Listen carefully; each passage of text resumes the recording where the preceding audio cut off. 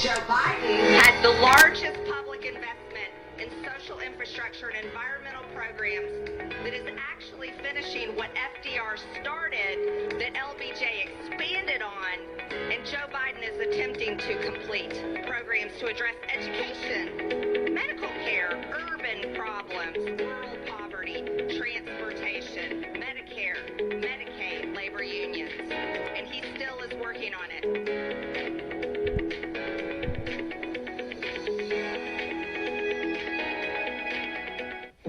As the sun rises, we raise the flag, a symbol of all that we hold most dear as Americans.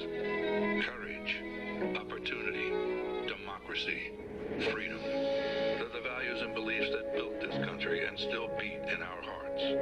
But they're under attack by an extreme movement that seeks to overturn elections, ban books, and eliminate a woman's right to choose. Joe Biden has made defending our basic freedoms the cause of his presidency. The freedom for women to make their own health care decisions. The freedom for our children to be safe from gun violence. The freedom to vote and have your vote counted. For seniors to live with dignity. And to give every American the freedom that comes with a fair shot at building a good life. In small towns and big cities, we raise our heads, our eyes, our hearts for America, for the idea of this great country. Joe Biden is running for re-election to make certain that the sun will not set on this flag. The promise of American democracy will not break. Democracy must not be a partisan issue. It's an American issue.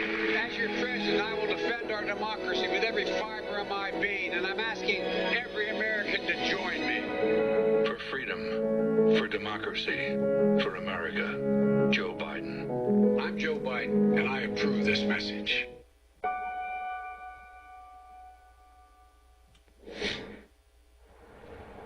The bottom line is, if you can't admire Joe Biden as a person, then it's probably you got a problem. You need to do some self-evaluation, because what's not to like? Here's what I can tell you, that life can change just like that. Don't take it for granted. Don't take relationships for granted. I called him after Bo died, and he basically said, well, Bo was my soul. We've talked for a long time. He came to my ceremony and said some of the most incredibly heartfelt things that anybody could ever say to me. And he's the nicest person I think I've ever met in politics. Is that right? He is as good a man as God ever created. And we don't agree on much. But I think he's been dealt a really gut blow. I think he focuses on what he's got to do, not what he lost. His heart's been ripped out, but he's going to make sure that the other members of his family is well taken care of. And he started talking about his grandkids. More worried about them than anything. We just talked about the future. Yeah. He started talking about the future of his family.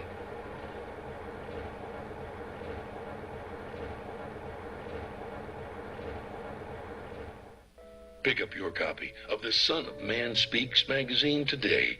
With The Son of Man Speaks magazine, you'll receive automotive tips, wholesome recipes, financial advice, and most importantly, a true understanding of the Word of God.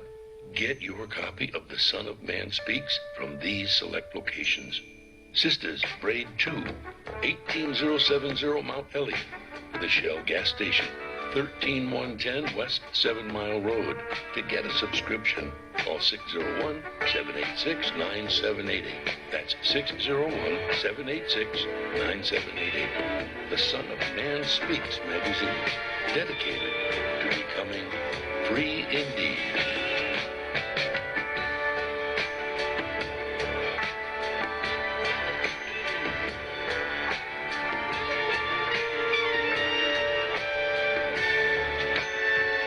Attention, brothers and sisters, viewers and listeners, now available. your Son of Man Speaks magazine digital subscription. Your digital subscription to the Son of Man Speaks magazine will also include our monthly e-newsletter, both delivered to your inbox. If you have any questions regarding the digital magazine subscription or digital newsletter, you may send an email to shabazprinting@thenewnationofislam.com. That's shabazprinting@thenewnationofislam.com. Or call 1-601-786-9788. That's 1-601-786-9788. You can also subscribe online. Visit www.thenewnationofislam.com and click on the magazine tab to register for your online subscription. We would like to invite you to help support the efforts of the Unity and Rebuilding Fund. Visit the website at www.unityandrebuildingfund.com. That's www.unityandrebuildingfund.com. We often hear how we need to work together to rebuild the city, and we're actually doing it. You can make online donations and click on links to track the progress of the Unity and Rebuilding Fund. And for more information, 313-868-0000 is a local number. Again, 313-868-0000. Support the Unity and Rebuilding Fund. To make your online tithes, offerings, donations, gifts to the Son of Man through Cash App, make your payment to $New Nation of Islam.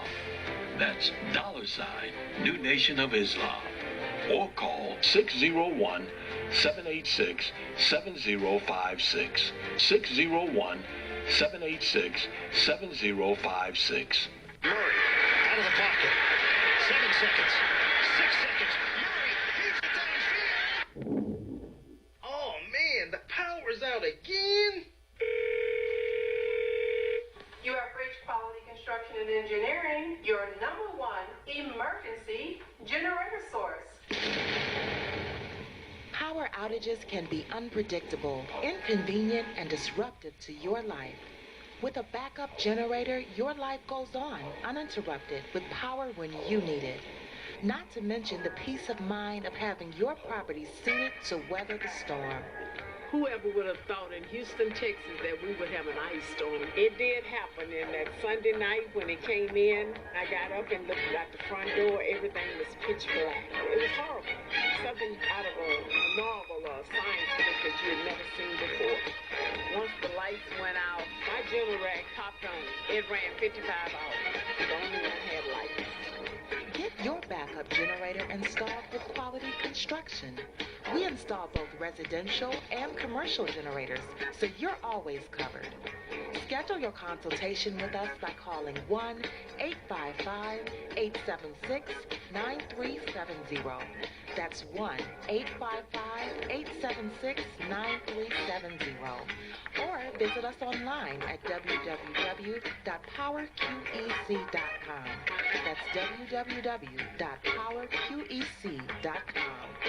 Financing is available with low monthly payments and 0% interest for 18 months. That was the best investment that we could have ever made. That's my backup, the generator.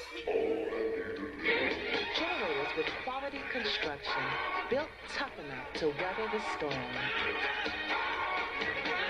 I just used your other one though today because it was, look, it did 2 drips and I was like, oh, I can use my umbrella. My homegirl was talking about me. I'm like, don't talk about me. With our umbrellas, our customers are turning a drab day into a fab day. After all, representation matters. In other words, rain or shine, we've got you covered. Introducing Designs by Deej, your one-stop gift shop for all things handmade and unique. Our products range from our most popular umbrellas, blanket and pillow sets, handmade coasters, and other statement pieces that showcase the beauty of our melanin and natural hair in a beautiful and empowering way. You can find our brand at the Sister Shop locations in New Jersey and Atlanta, Georgia, or you can visit our website, www.designsbydeej.com. Again, that's www.designsbydeej.com.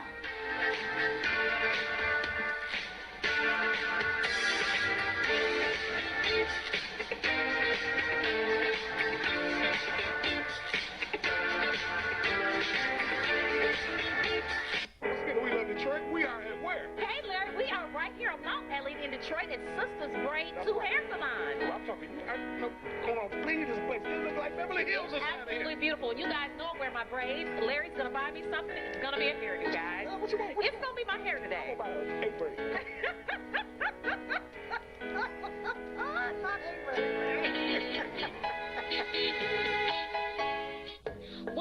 Welcome to this week's edition of We Love Detroit. I am on Detroit's east side at Sisters Braid 2, a beautiful hair salon. I am here with the CEO, Miss Crystal. How are you today, Miss Crystal? I'm good. Thank you. I am so excited to be here. Everybody know I love my hair and I love my braids. Typically, you guys know, but you have to tell us, how did Sisters Braid 2 get started?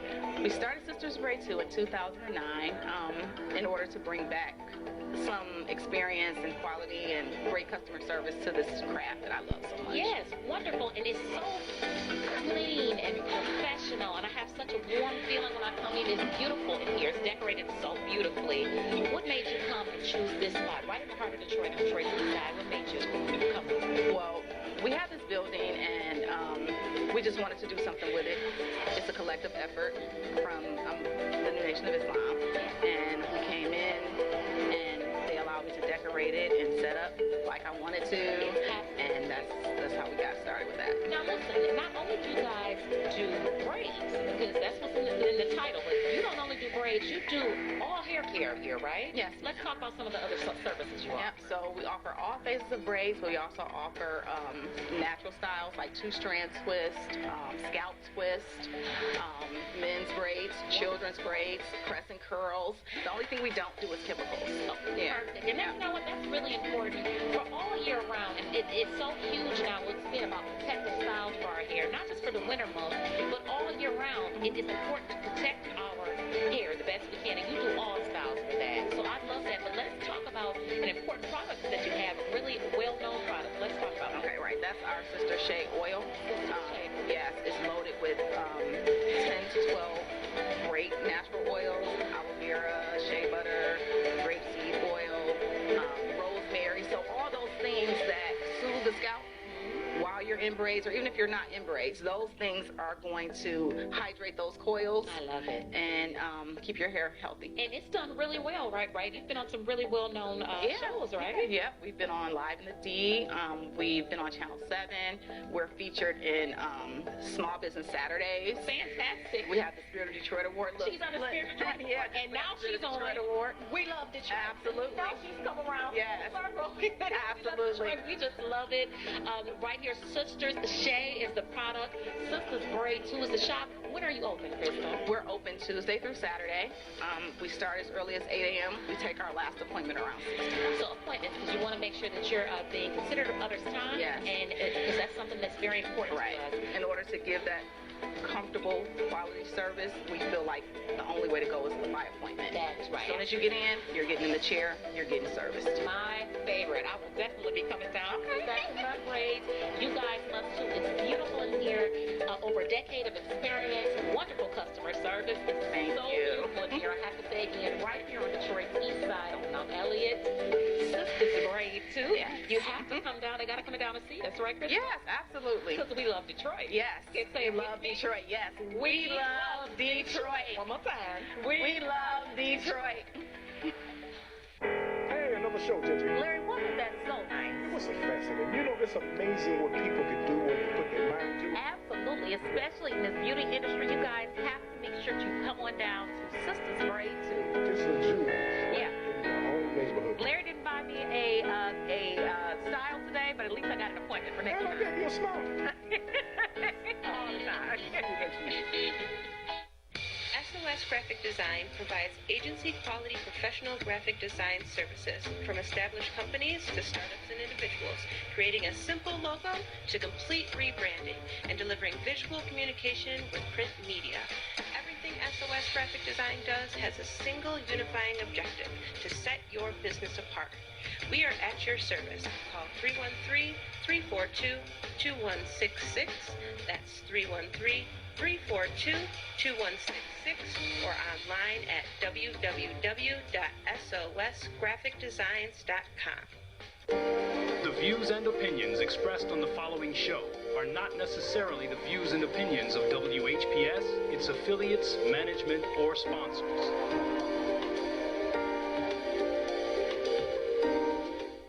Brothers and sisters, are you tired of reading the Holy Scripture and not really understanding what you read? And if you're reasonably sure, have you ever tested that what you feel you know with someone that has a different view than your own? Then let's talk with one another. Then let's reason with one another on a Scriptural Discussion with the Son of Man every Wednesday at 9 p.m., Friday at 9 p.m., and Sunday at 12 noon on WHPR TV Detroit Live, 88.1 FM WHPR, and Comcast Cable. Why don't you call and discuss the Holy Bible, and if you have one, the Holy Quran, and come to an agreement about the Holy Scriptures and their true meaning? You can call in live on the air at area code 313-868-4336, 313-868-0342, or 313-868-0351. That's 313-868-4336, 313-868-0342, or 313-868-0351. And now, let's go live with a Scriptural Discussion with the Son of Man.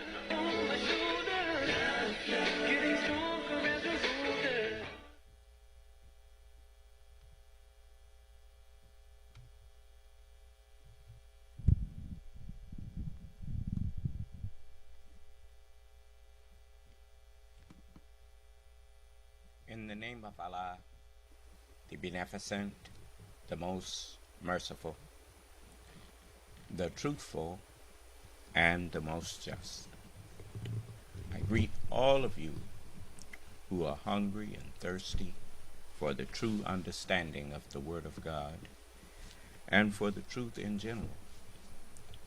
I greet you all with the greeting words of peace.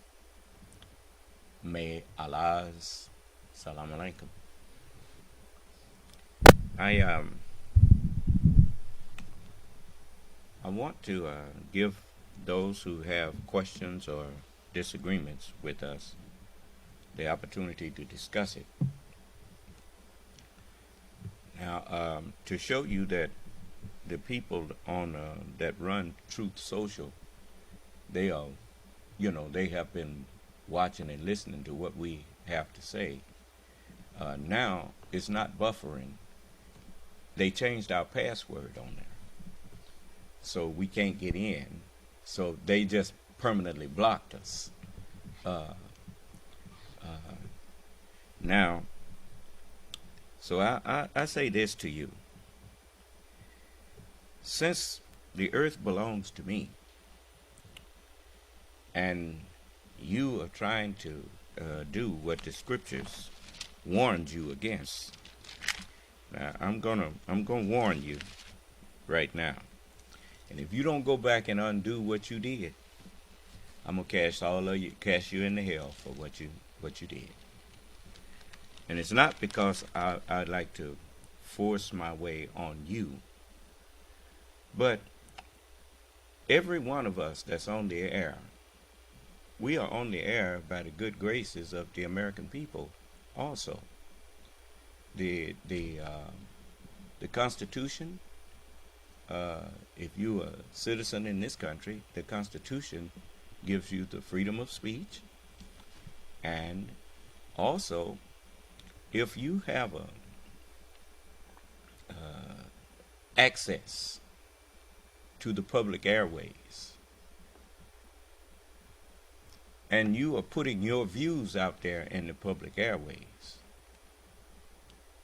it is unjust And even though there may not be a law that you have made to do it, it's unjust to disallow people that disagree with your view to come into the airways where you are at. Just like me, you notice I let people come in here. I'm not getting on them and then doing the same thing they do. No. People who have disagreements with me, I welcome them to come in here. Because in the first place, I don't know everything. I just have sense enough and better sense than to be standing up talking things that I don't know.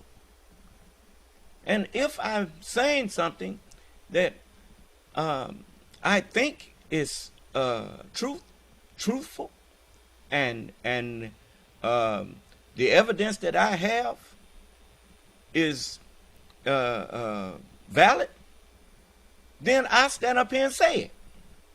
If that evidence changes, the only way I'm going to know that is if somebody come in here and tell me.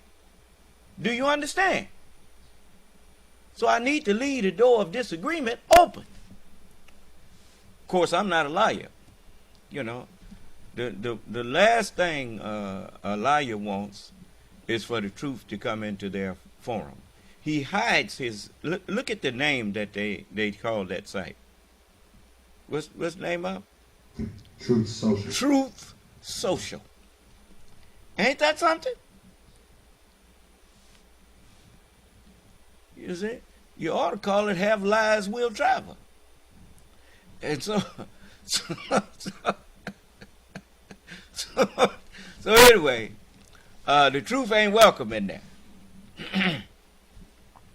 So I'm not gonna spend no whole lot of time on that. I have some other things, but I wanted the people who was probably looking for us on Truth Social to know that, you know, like I said, we've been trying to get in there. Earlier today, the technician was able to get in.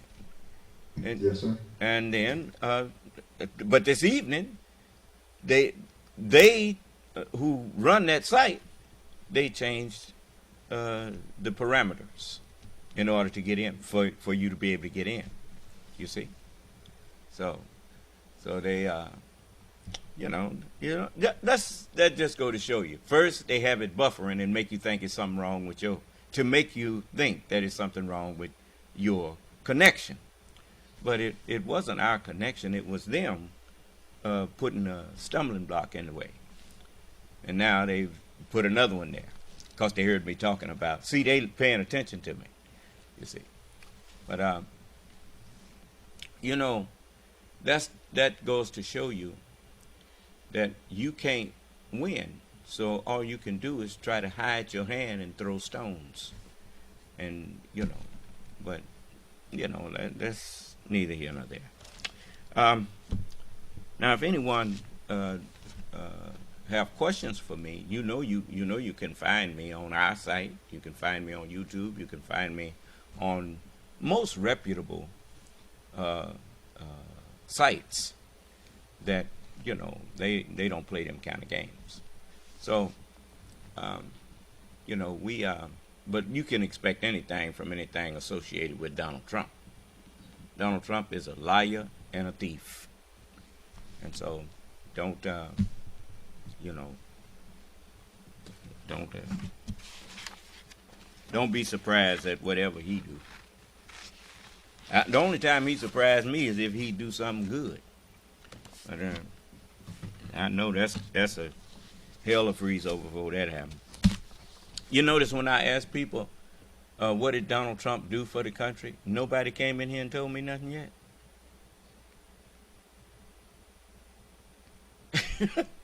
Have you noticed that?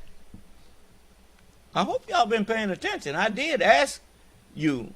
Now, he got people out there that's supporting him. When I asked, what did he do that was good for this country?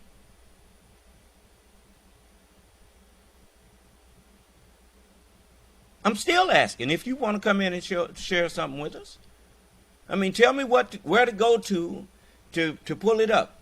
That it's got a record. I can show you the accomplishments of Obama, for instance. I can talk about some of the accomplishments of Obama. You know, the health care that a lot of you have now that you couldn't get before, that came under the Obama administration and Biden administration. You see, Obama and Biden, them in his administration, they got your health care straight. They saved the automobile industry from a total collapse. While the Republicans, those who faked like they was Republicans, was giving Mitt Romney the advice to say just let the automotive GM and all of them declare bankruptcy, and then they can recover from that. They wouldn't have recovered from that. That's like saying let a ship sink and then we'll pull it back up.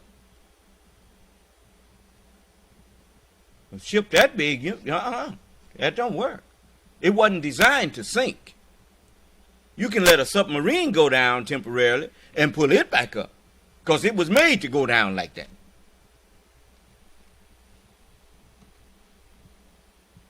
But anyway, so all of you want to act like Joe Biden. You want to act like Joe Biden is some kind of unknown quantity. You know you're lying. Joe Biden had a proven track record for 8 years working in the Obama administration, helping President Obama do a lot of things that Joe Biden is in there now trying to shore up, and like the infrastructure bill. You know, these things that you I'm still waiting on y'all to tell me what Donald Trump did in the 4 years he was in there, what his administration accomplished. The only thing I can see that they accomplished was further division of that which should have been united. The duty of the president is to unite the nation, not divide the nation. The purpose of the Constitution is a more perfect union.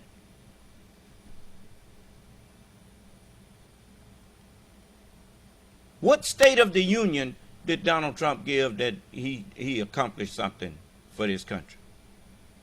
What? You know, I don't even remember a state of the union he did. When he did do one, I think Nancy Pelosi tore up the thing because he was standing up there lying.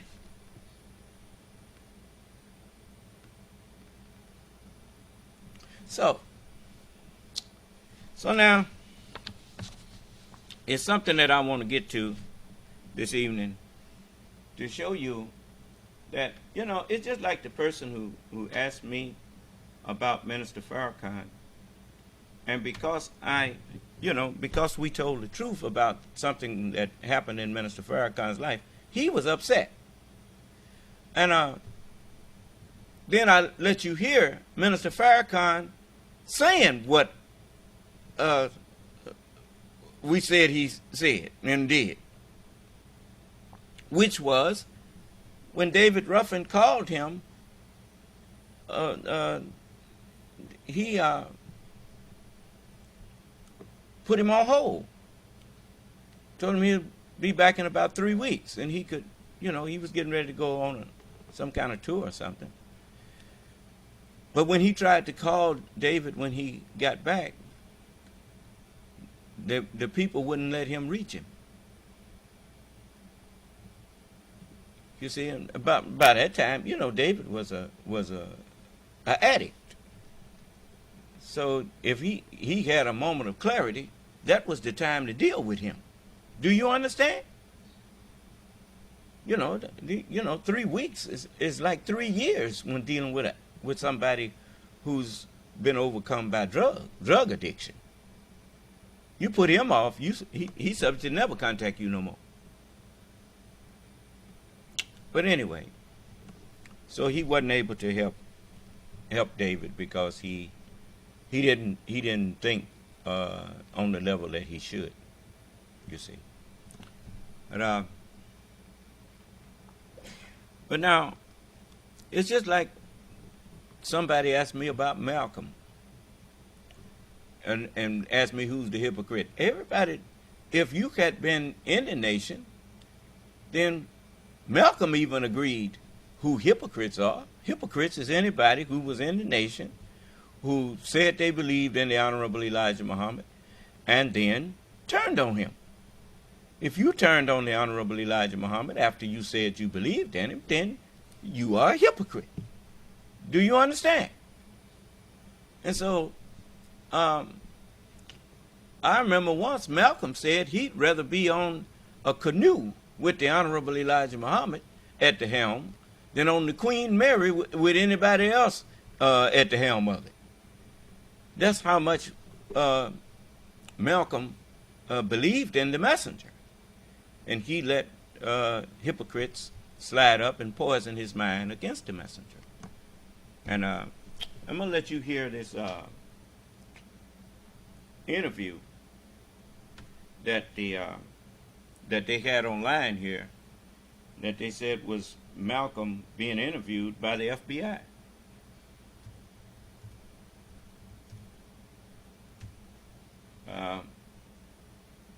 Let's see.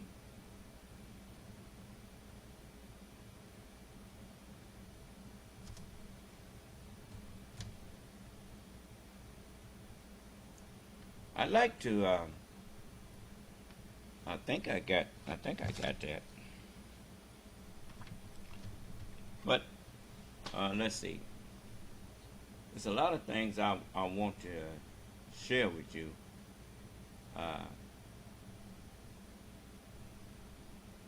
That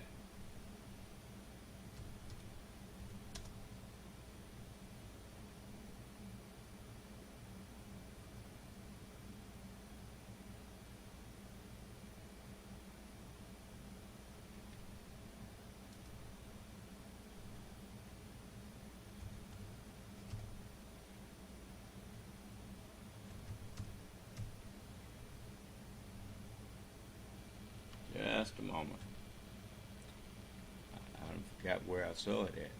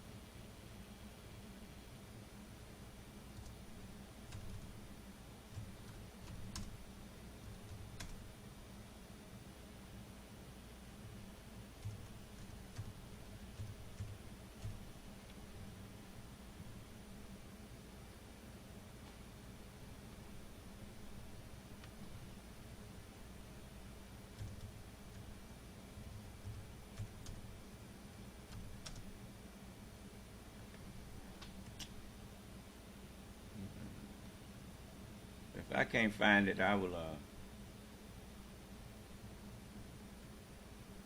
later.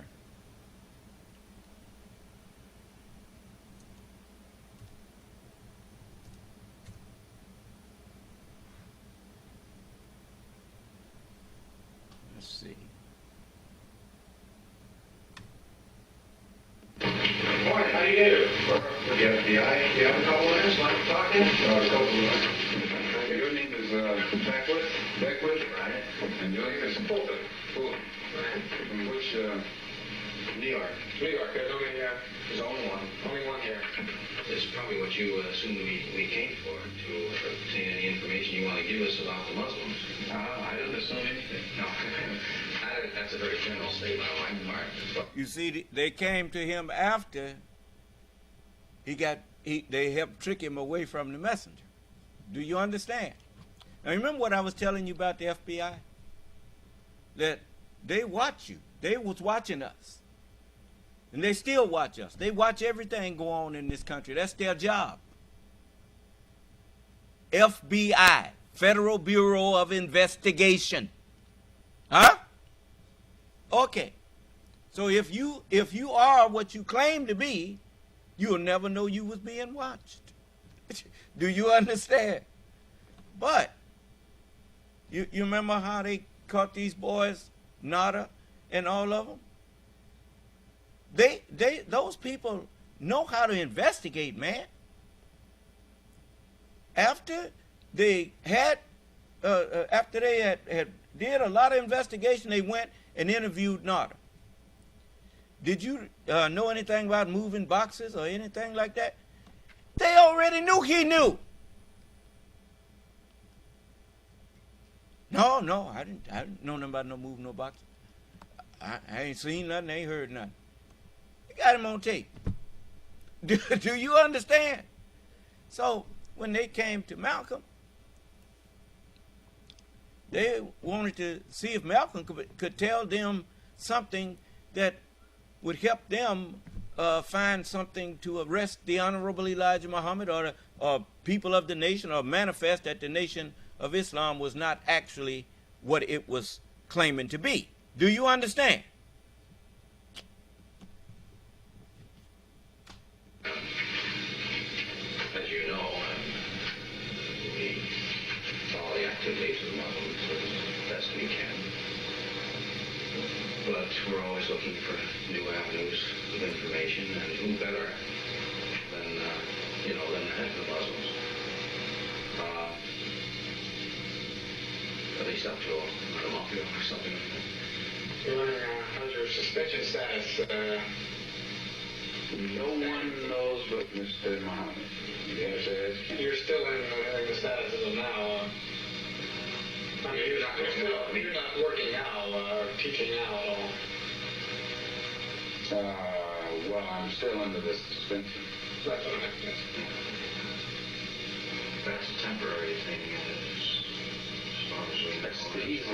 He's the only one who can give out any information. I mean, I couldn't say anything beyond what he has said. Yeah, and I think he has said that it's a temporary suspension. I'll be frank with you, one of the reasons we picked this particular time to contact you is because of this suspension. The suspension was brought about by my own doing. Yeah, exactly. But who knows what was in your mind. Now you see how they telling him the truth about why they had talking to him. We picked this time to talk to you because of your suspension. Now y'all done had a part in other ways now, huh? So tell us what we need to know to get him. Do you understand? Just listen. Now they ain't trumped up nothing. They just there asking questions. Huh? When you did receive the suspension, in other words, bitterness could have entered into it. It would not be one of the reasons we picked this particular time to contact you is because of this suspension. The suspension was brought about by my own doing. Yeah, exactly. But who knows what was in your mind when you did receive the suspension. In other words, bitterness could have entered into it. It would not be illogical for someone to have spent so many years doing something and be suspended. No, it should make him stronger because it makes him realize that law applies to the law enforcer as well as those who are under the enforcement of the enforcer. Well, you've taken nearly a perfect attitude toward the thing, which is almost unhuman, really. I mean, you've taken the attitude that Mr. Muhammad wants everyone to take if he chastises them. Which is fine. I mean, more power to you. But you see from our viewpoint that there's at least a chance, and this has happened with other members of your organization, they're suspended for some reason or other. And we talk to them, and they stand people up there, and they're, of course, cooperative people. Why? Because they're bitter. Now, assuming you resume your duties we would be, as you should know, interested in having you help us out. Help you out to do what? We're always helping out the government. We're cleaning up all of the crimes that we help it out more than it helps itself. We're at least able to reform the people who have been made criminals by this society, by the corruption of this society.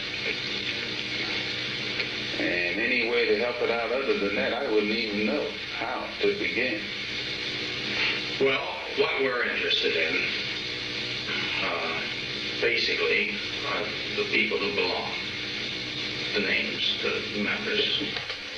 My telephone number is OL16320. OL 16320. Now, by this suggestion, that's like telling you the sun shines in the east, from the east. Well, no comment. And the teachings, plans, the programs. And no teaching is more public than ours. And I don't think you find anybody more blunt in stating it publicly than we do. No, exactly. I don't think you can go anywhere on this earth and find anybody who expresses their views on matters more candidly than we do. I can only agree with you. No, that's right. Yeah, you're right. The main thing is there is a certain area of responsibility. This is getting into our angle of it. What we really want are the names of all those who belong. The names, who they are, the identification. I don't even know them. Do you keep no records? That's not my job. I'm just preaching. Yeah, but somebody out there keeps the record. I don't know who. I don't have any knowledge of those kinds of things. With all these other responsibilities I've had, it's difficult for me to worry about names. Plus, you would insult my intelligence asking me for them. In fact, no, you would insult your own, because it would mean that your own intelligence isn't heavy enough to weigh me and know in advance what I'm going to say when you ask that question. Well, without getting into an argument on semantics there, you don't know until you ask. That's not semantics. That again goes into your psychology. We've had people that... You remember what, you remember on Star Trek, when Savick was in the elevator with Kirk, and she asked him, how did you beat the Kobayashi Maru? He said, she said, may I ask how you beat it? He said, you can ask. And he started laughing. And you heard what Malcolm told them. You insulted your own intelligence. You should have known what I was going to answer. So you on that say, well, it don't hurt to ask. Do you understand? This group, particular other groups. Oh, yes. Who have been just as vociferous against whatever we're investigating as communists. Make a good case out of it. Communists for 20 years, you know, they hate everything. Go interview them. You don't want to. Go anyway. So you are knocking the door and go, where have you been? Oh, I want to tell you something.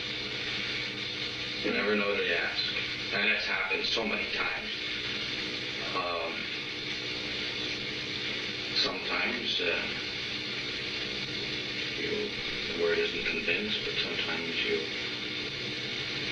money brings out the information. I have no intent to insult you here. According to Dillon, what's his name, the Secretary of Treasury, this government's money is in such trouble. Now you see, they kind of threw us over. Sometimes money brings it out. That opened the door. Now, do you need some money to tell us what to, I mean, people do that. You can still spend it. Still, according to your government economists, the dollar itself is in such trouble, a person would be a fool to sell his soul for one of these decreasing dollars. Oh, yeah, I couldn't agree with you more. You'd be a fool to sell your soul if the dollar was increasing. But this has nothing to do with selling your soul. I mean... Now, you see, if you think the FBI is full of fools, you a fool. They know who God is. You think the devil don't know who God is? You better go back and read on how the devil was made and what he said to his maker. He knew his Lord. He said, "My Lord, as you have judged me to be Aaron, you know, I'm about to go out here and make evil fast seeming to be." What shocked him was his Lord told him, "That's what I want you to do. Go, subdue the earth, make mischief. Here, I'm going to teach you how to make stuff out of iron. Come here, let me make a smith out of you." And he showed him how to turn iron into weapons and stuff. He said, "Now get to it. Have dominion over everybody. Go forth conquering and to conquer. And do it for 6,000 years. But now in the 7,000th year, you calling me Lord." He said, but my Lord is coming. And don't you do that in his day, or your mind going to be taken from you. You're going to be put to death. That's the real death, is when your mind is gone. You done heard the term brain dead. Yeah. You see this drug out here turning people into zombies? Well, it's a lot of stuff about to jump off. That coronavirus, when that thing, they call it long-term COVID. Long-term effect of COVID. Do you understand? They still finding out how that virus affects people. One of the things they have found out, it shrinks your brain.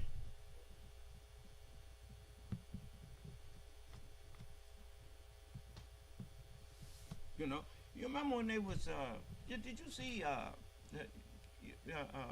some of the old stuff about shrunken heads and all that kind of stuff? On the, you know, like on, that they talk about Africans knew how to do, you know, the cause things to shrink and whatnot. The black man been working with viruses for trillions of years.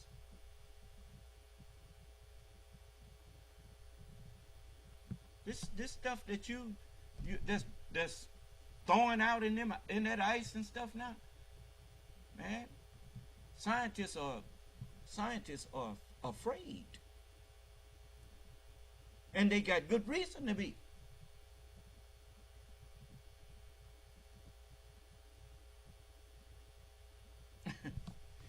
Anyway, but you see how candid and how cordial the FBI are when they come to you to talk to you. They're investigating. That's their job.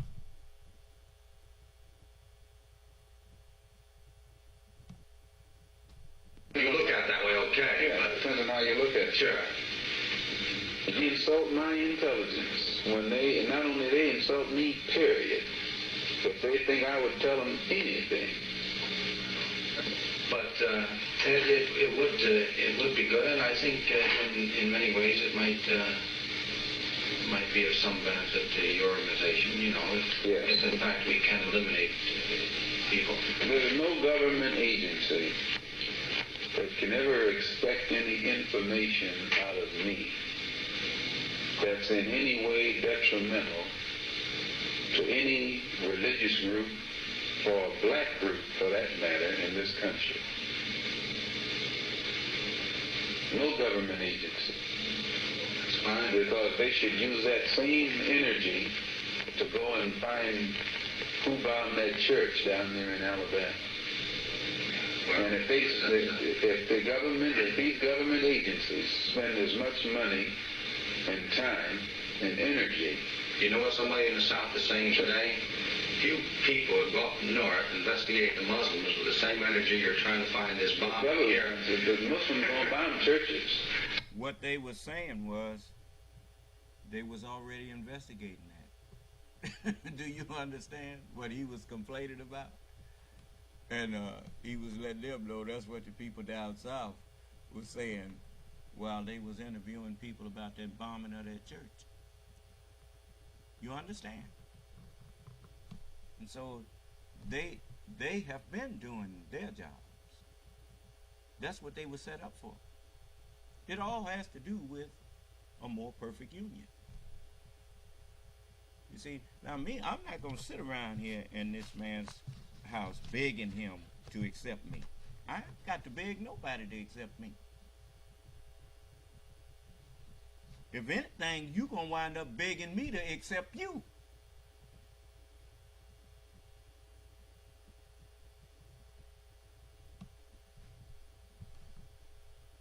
I'm the one that's holding all of the trump cards. Jesus, Moses, David, Solomon, Muhammad. Who you got backing you up? Whose word is backing you up? You don't even. I even got George Washington, Thomas Jefferson, and all them backing me up. Who backing you up?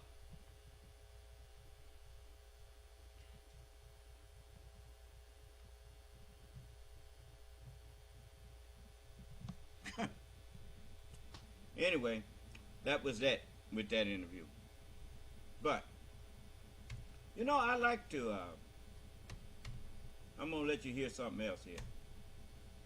The Honorable Elijah Muhammad, he said this about, in one of our lessons. Now, I may be paraphrasing because I never really got to that, up to that point, but I saw it in other people's lessons books. Because when I came in the nation, the messenger was just about finished. He wasn't even allowed to do nothing but awaken me. No one was allowed to teach me, because my teacher would be God himself from his mouth.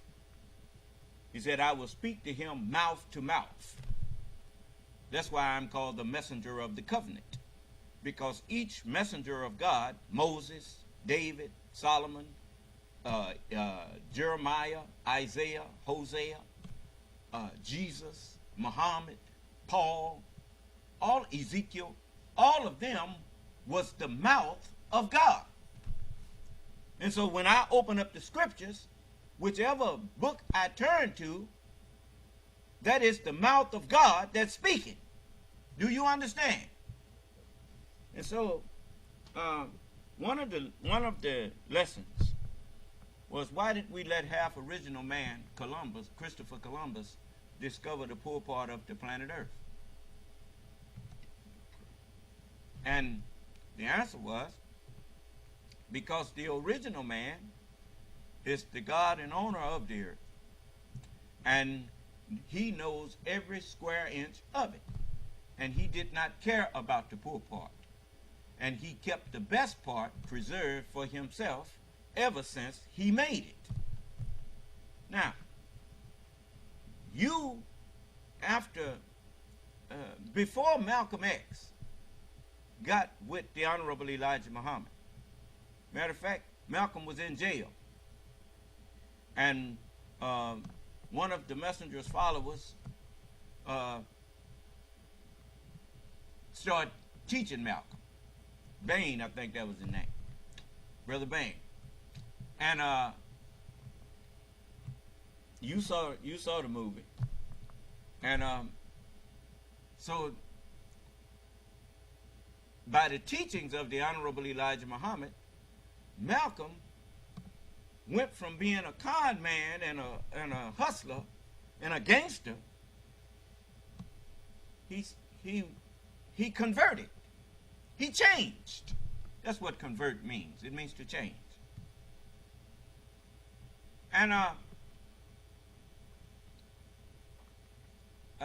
You notice, you have extrovert and introvert, but each one is like them parenthesis signs. One is that way like the crescents on the front of my podium here. You know, they are extroverted in different directions. Do you understand? Okay, so Malcolm, this world brought out the evil in Malcolm. Do you understand? The worst of his character. The Honorable Elijah Muhammad just ignored that when he looked at us. And it's like people said that the messenger, before Master Farad Muhammad taught him, before he met with Master Farad Muhammad, he had become a drinker, and he would get drunk sometime, and that kind of thing. But that was the worst in him that this world brought out. Like me, I know about rum and coke. I used to drink rum and coke, and I'm talking about Coca-Cola. I ain't talking about snorting. But I knew about that. I just didn't do it. I knew about Red Devils, Sycamores. I knew about Bennies, Whites, and all that stuff. I grew up around that stuff. But this world brought that, you know, scotch and milk and that kind of thing. Oh yeah. I'm telling you this to show you that this world was designed, ruled by the devil, and designed to bring out the evil that was in each of us. Do you understand? To see if we would love evil so much that when good was offered to us, we'd turn it down. Do you understand? This world was kept in store for the perdition of ungodly men.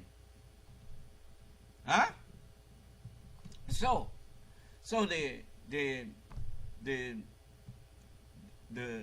when Master Farad Muhammad, when the messenger met with him, the messenger straightened himself up completely and began to reform. He was converted. Do you understand? He was changed. We shall not all sleep, but we shall all be changed in a moment, in the twinkling of an eye. And that's what happened to me. I stopped smoking, drinking, and all that. Just from hearing the teachings of the Honorable Elijah Muhammad and accepting them, I had the choice to make. I couldn't do that and be a Muslim. So I decided that I wanted to be a Muslim, so I stopped doing that. Do you understand? Okay. So the teachings in the lessons was that the original man is the God and owner of the earth and knows every square inch of it. He did not care about the poor part, and he kept the best part preserved for himself ever since he made it. Well, likewise, the people tried to talk about what Malcolm used to be, but look what he became when he heard the truth of the God, the truth that Almighty God had kept hidden so the devil could rule. But look how quick a disciple of the devil was snatched away from him when God showed him. Huh? And Malcolm became an honored, respected man. And where he tripped up was that he forgot who raised who. Do you understand? And when you forget what was done for you, you become ungrateful. And he became ungrateful. Took a while, but he became ungrateful. And the same with Minister Farrakhan. He started thinking his teacher was jealous of him. He would have never thought that if he had remembered that his teacher was the reason why he was so famous. Do you understand? The Honorable Elijah Muhammad's teachings, the things that the Honorable Elijah Muhammad taught him, was what made him famous. And what he should have been saying was all praises due to Allah for the Honorable Elijah Muhammad, and meaning it instead of just saying it. Do you understand? And so the Honorable Elijah Muhammad didn't care about the poor part of the character of black people. He knew about the hidden good part that no one had cultivated. And so he kept the best part preserved for himself ever since he made it. Do you understand? And so there's actually no such thing as just naturally bad people. People are what they think. There's incomplete minds, which gives the appearance of naturally bad people. But you put a good mind in a man. You remember looking at the movie Frankenstein. The flesh, the body was a miracle. To raise a corpse from the dead, that's a miracle. But old stupid Igor went there and got the mind of a crook, a brain of a crook, and brought it back because he broke the one that the man sent after. Huh? And so that the brain that was put in the resurrected corpse was what messed up. Do you understand? He had the mind of a criminal. And so I'm here to separate the mind from the body, the spirit from the flesh. The first step to separating the corrupt mind that's in you from your body is I had to shut your mouth. You see, that's knocking the brain out. See, when you knock a person out, they can't talk. Do you understand? So see, I done took truth and hurled it against the brains of every human being on earth and done knocked their brain out. They can't talk. Now I can operate on you. See, they have to knock you out when they performing a real delicate operation. They have to knock you out and then remove that cancer. Do you understand? Now that I got your attention, because you can't figure out no way to disagree with me, so now you have to listen. Now I can put the mind of Christ in you, you see, and let this mind be in you that was also in Christ. But somebody had to transplant it. So I'm here, as the messenger said, operate, Allah, operate. So I'm here to operate on you. Do you understand? Okay. Now, I want you to hear this from the messenger.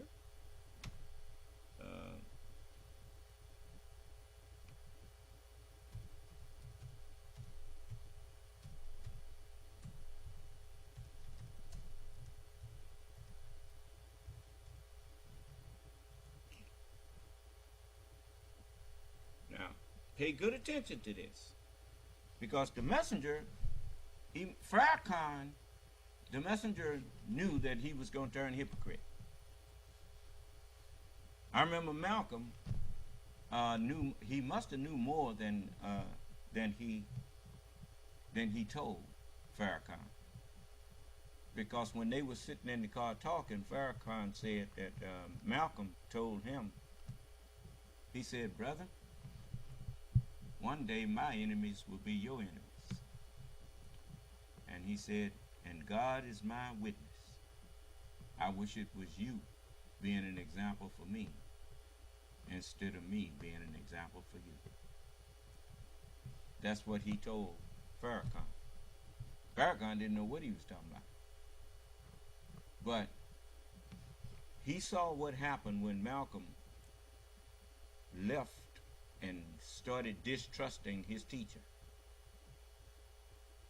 And yet, when it came time, he, instead of remembering Malcolm and holding on to his faith in the messenger, he went down the same foolish road to thinking that his teacher was jealous of him. And so this is, but while he was in the circle, the messenger ignored all of that he knew about him and concentrated on the good part. Do you understand? Minister Farrakhan is a very eloquent speaker. He's a very gifted speaker, even though he makes up stories sometimes. But people enjoy listening to him. The messenger saw that, knew that, and used him for that. Do you understand? And put words in his mouth. He knew Minister Farrakhan liked to be seen and heard. And he turned it into a positive thing. Even though he said, I'm far from being that teacher that just wants to be seen and heard. He said the job is too hard to show off like that. He said, but when he saw Minister Farrakhan, he even set Farrakhan in his seat.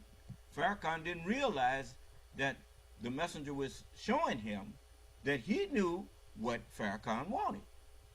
He wanted to take the messenger's place. Do you understand?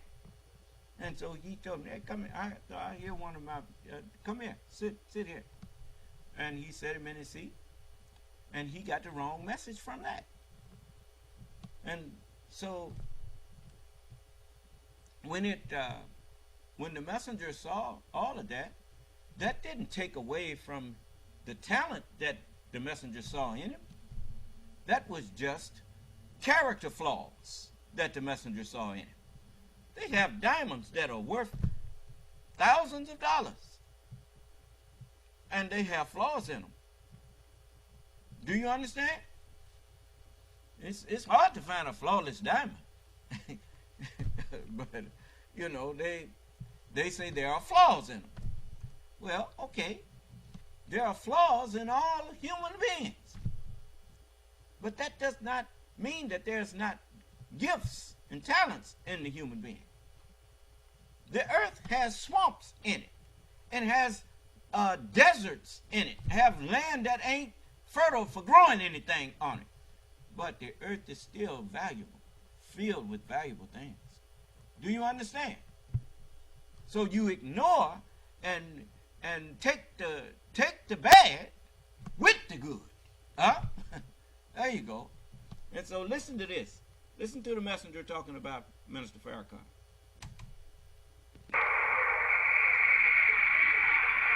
I want you to remember the day I have one of my greatest teacher here going along. Hey, what are you hiding behind here? Take a more people, brother. Come on out here. Out here where they can see you.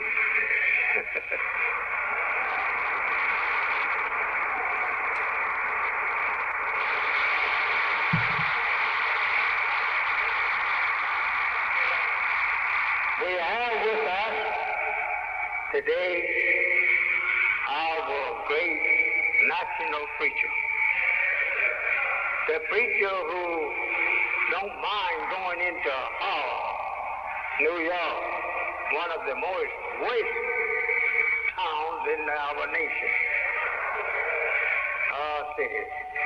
It is our brother in Detroit and Chicago, New York. But I want you to remember, every week he's on the air, helping me to reach those people that I can't get out of my house and go reach like he. you to pay good attention to his preaching.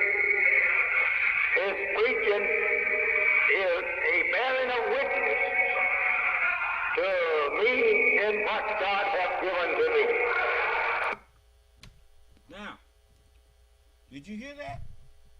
He said, his preaching is a bearing of witness to me in what God hath given to me. Remember Isaiah said, for unto us a child is born, unto us a son is given. Many times when Minister Farrakhan was speaking, thinking that he was bearing witness to the messenger, he was actually bearing witness to the son that Allah promised all of the messengers that he was going to give them.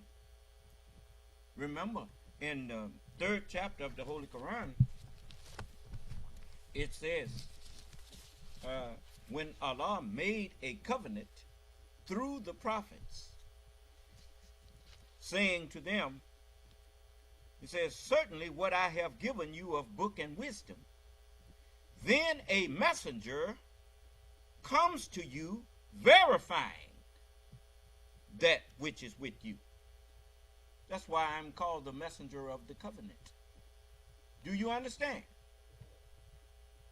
See, I have to teach you to have faith in the covenant, in the books.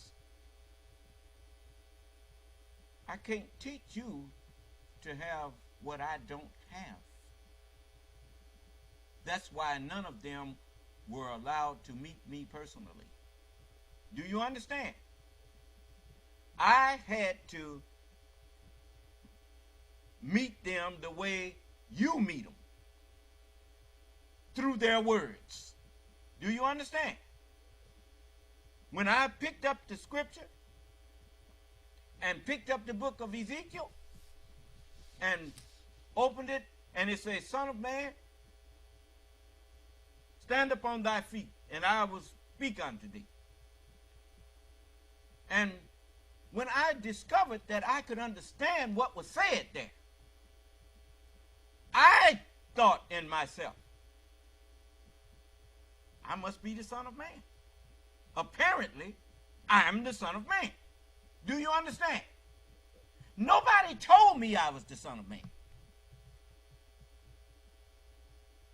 I trust that because I'm the one who understands this, as Allah said to Moses, or through Moses, he says, I will speak to him even apparently. Do you understand? And so I understand and I trust. That's what faith is. I have faith in all of these books. And I'm telling you to have faith in them. Do you understand? Trust in me because the book tells you to trust in me. So if you trust in what's written, you have to trust in me. Do you understand? And so I am the one that Allah promised them. He promised them a son. Now he has given them a son. So as the messenger said, Allah promised him a son. And now when I showed up, he said, the Savior has arrived. And I'm here. And I'm doing the work that was prophesied that the Mahdi would do. Allah, he it is, who sent his messenger of the covenant with the guidance, which is understanding, and the religion of truth, of the scriptures, that he may make it prevail over the religions, all of them. Bring a religion to me that I can't prevail against. Come in here.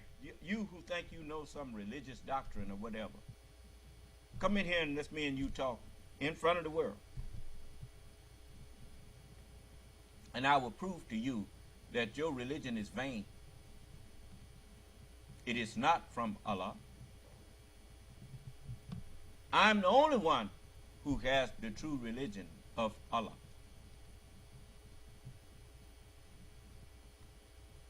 You notice?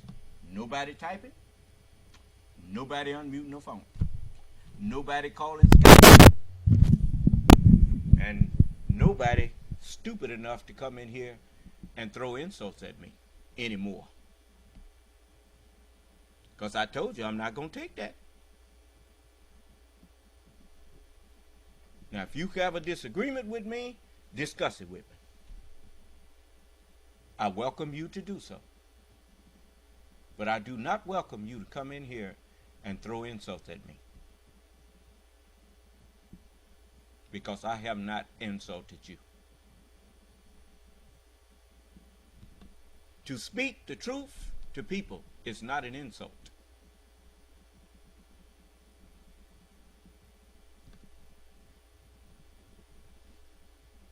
Just like when the FBI was questioning Malcolm, asking him questions, those questions were really not insults. They were doing their job. See, he wasn't as wise as he thought he was. Poor thing. Because once you, see, before you make judgments about people, it is very important that you put yourself in the other person's shoes. And then maybe you would have a different point of view. Do you understand? Because if this was my country, if it was my government, and people was expressing dissatisfaction with the history of my country and how they were treated, even though I would give them that freedom, I would still watch them. Because long as they just talking and expressing their displeasure, that they have the freedom to do. But if they planning to overthrow my government, if they planning to do harm to my government, I'm not going to give you permission to sit up in my house and plan to burn it down. I'm not, you ain't got that permission. Do you understand? Now, if you got a grievance, express it. We can discuss it.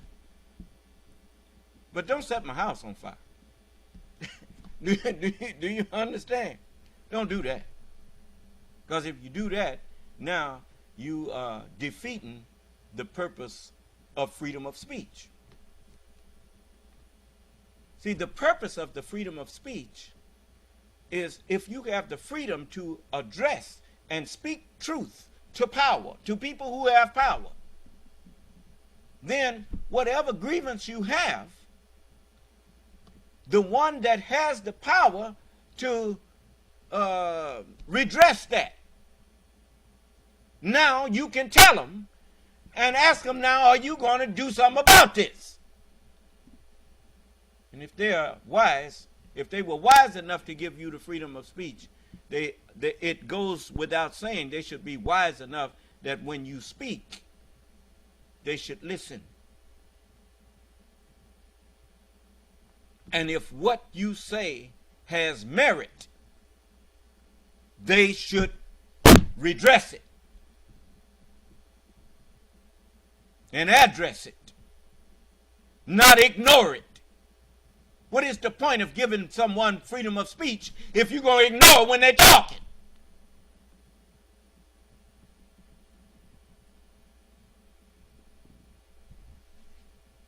All right. So, let's listen to the messenger. He said,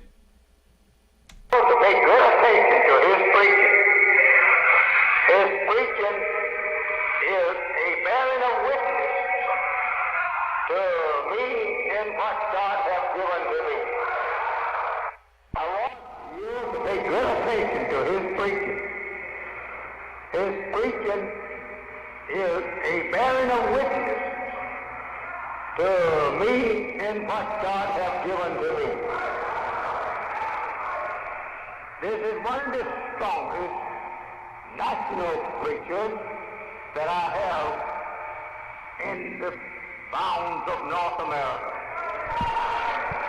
Everywhere you hear him, listen to him. Everywhere you see him, look at him. Everywhere he advises you to go, go. Everywhere he advises you to stay from.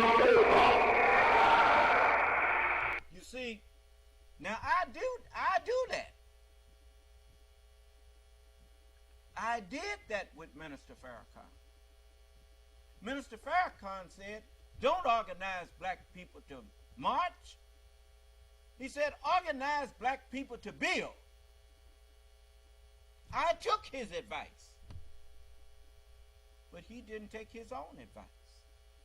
Do you understand? That's why the messenger said, everywhere he advised you to go, go. Everywhere he advised you to stay from, stay from. I did that while the messenger was here, and even a little after the messenger was not here. He didn't have to advise me not to follow W.D. Muhammad. I never followed W.D. Muhammad. I was advising him, don't do that. But he wouldn't listen. He was too busy trying to convince me and everybody else that we should submit to W.D. Muhammad. Do you understand? But I wasn't put here to be a wrecker. You remember the messenger said, I'm looking for the black scientists. I'm looking for those who know something about how to build and how to tear down. I need both a wrecker and a builder. Do you understand? So W.D. brought the wrecking crew, and he used the same crew that was there laying the foundation to wreck the structure that the foundation was poured in. Do you understand? Whenever you pour a slab, that's an erected thing within itself. When you pour a slab, you have let me see here.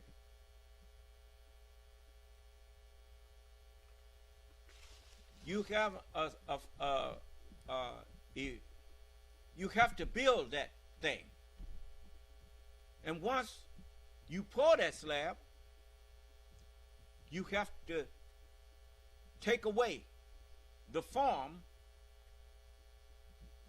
from around the slab and remove all that material. You understand? So W.D. Muhammad, he took away those who helped form the foundation and left nothing but the foundation of the messenger. He even told them, throw your books away. Why? Because the only one who wouldn't throw it away is the one that it was meant for in the first place. Remember the first book that the messenger gave was called Message to the Black Man in America. Minister Kareem, he said this about the black man. He said, the messenger said that the black man's mind is like a vice. If you start him off in the right direction, his mind will clamp down on that, and it's hard to turn him around. And if you start him off in the wrong direction, it's equally hard to turn him around. Then he said, But he said, but some of us, we kind of wishy-washy. And I understood what he was saying. He was making a distinction between a particular one of us and all the rest of us. Do you understand? See, the black man that Almighty God was talking about fashioning, that man would come out of a furnace of affliction. Do you understand? In all their affliction, he was afflicted. Do you understand? Okay. Now the messenger said, Minister Farrakhan, his preaching was a bearing of witness. He said, his preaching is a bearing of witness to me in what Allah have given to me. Do you understand? Mr. Farrakhan didn't even understand what was coming out of his mouth. But the messenger knew that Allah was using him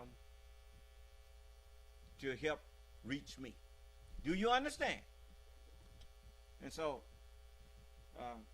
just like right now, he might hate me, but I don't hate him.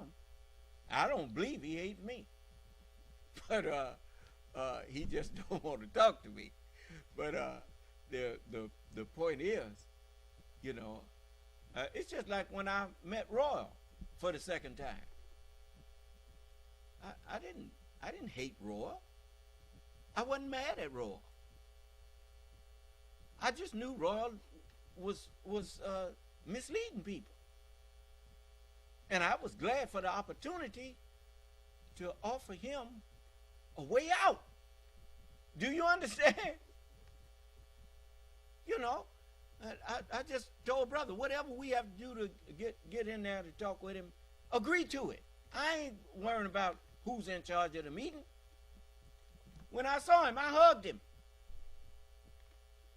You know, I mean, I'm not a person who's walking around claiming to be a savior for my people, hating my people. I don't hate people. I hate what I see people doing that's evil. I hate evil. And as long as you doing the evil, you making me hate you, but not personally. Because all you got to do is change, and then I don't hate you no more. It's just that simple. I don't have no reason to.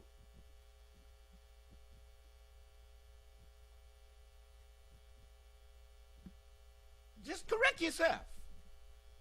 You got some people that they fuss and fuss and fuss. And then when the person says, well, you know, I'm going to try to do, but I don't want to hear it. I ain't going to, wait a minute. What you fussing for then? If you didn't want them to change. Jonah got mad because the people repented. Didn't he get mad? He was mad because God didn't destroy Nineveh. So God had to give him a lesson. That gourd grew up over him and sheltered him, and he was happy for a night, and the things withered away, and he was grieving over it. And he said, you crying over something that grew up in one night and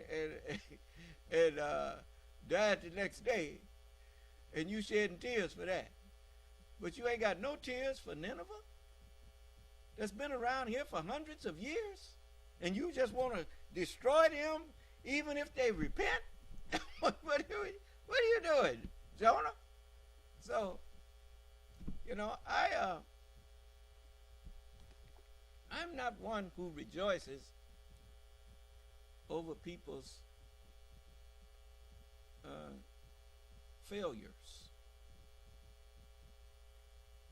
The only time failure make me somewhat happy is that I know that Allah is chastising a person and not letting them be successful, so maybe I can reach them. You understand? Because if they get with me, they're going to be successful. And they're going to have everything that they need first. And after that's taken care of, then they're going to have everything that they want. That's my purpose, is to make sure that humanity will have peace. Peace of mind and contentment. Not peace of mind and contentment to sit down, but peace of mind and contentment to know that the universe is your new frontier. And you will not have to fear to go out in it, explore it, and populate it. And that's what we're going to do. But as Minister Farrakhan,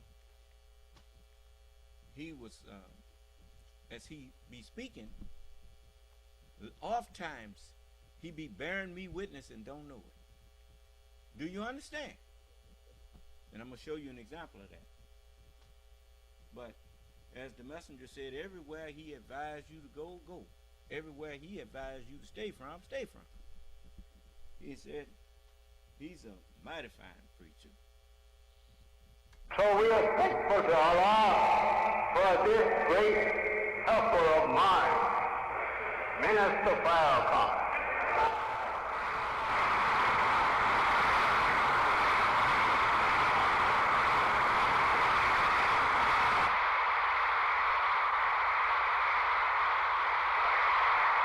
He's not a proud man. He's a very humble man. If he can carry you across the lake without dropping you in, he don't say when he get on the other side to see what I have done. He tells you to see what Allah has done. He don't take it upon himself. He's a mighty fine preacher.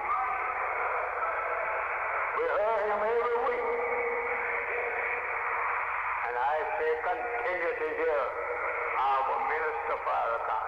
I think that.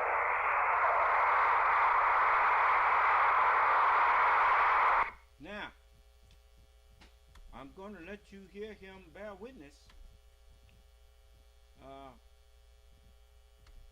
to me and not realize it when he's talking at David Ruffin's funeral. Just listen. Let's see here.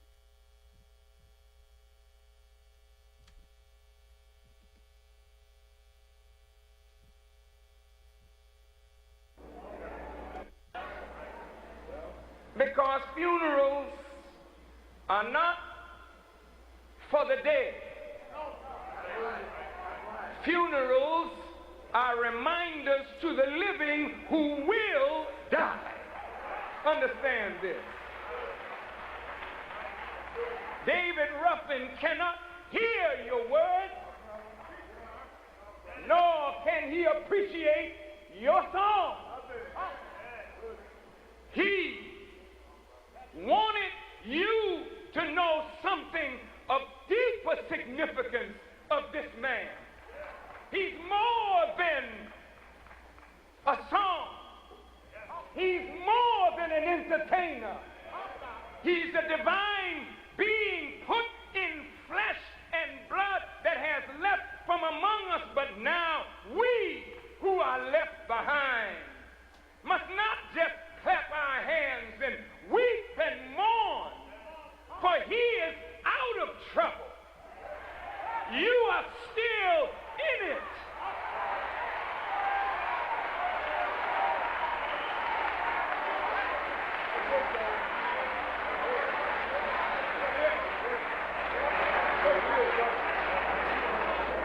Now, I want all of you to know that, you know, as you listen, you know all of our birthplaces. You know, for instance, I was born in Leland, Mississippi, back in 1950. one of the baby boomers. You know, when the babies was just being born everywhere. That's where it was with Moses. When you read the scriptures, it says that the Pharaoh sent word to kill all the boy babies. Because they didn't know which one, an inheritance thing, they was trying to kill the boy babies. Remember that? And so this is my mother and dad. They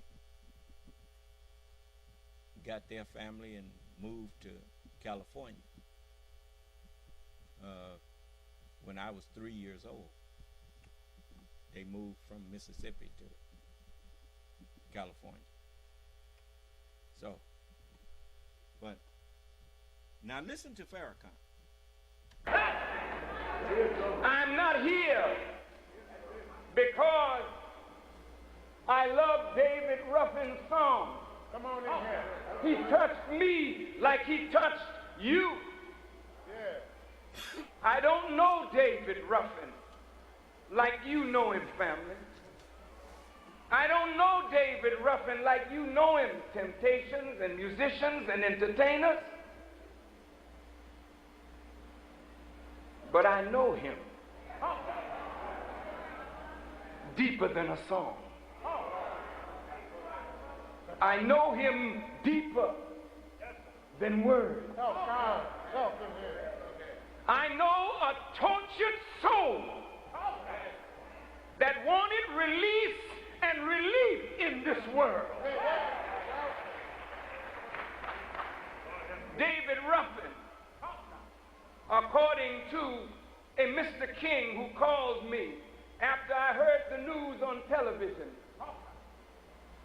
and he said David Ruffin wrote in his last will and testament that he wanted Louis Farrakhan to have words to say at his funeral.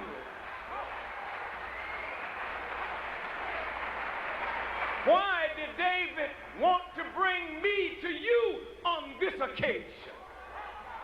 What did David know about his life and your life that he wanted somebody to come here and make a change in your life? Not to hear a song, but to hear the word of God that will lift you out of the condition that you are in. For you are living yet dead.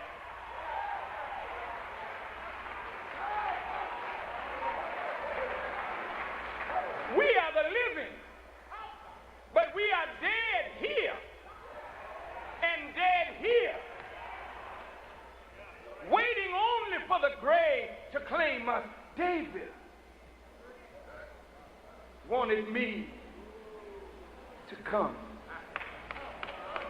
And though I only talked to him on one occasion in my life, I knew I had to answer his call. This is his family. I know he loves you.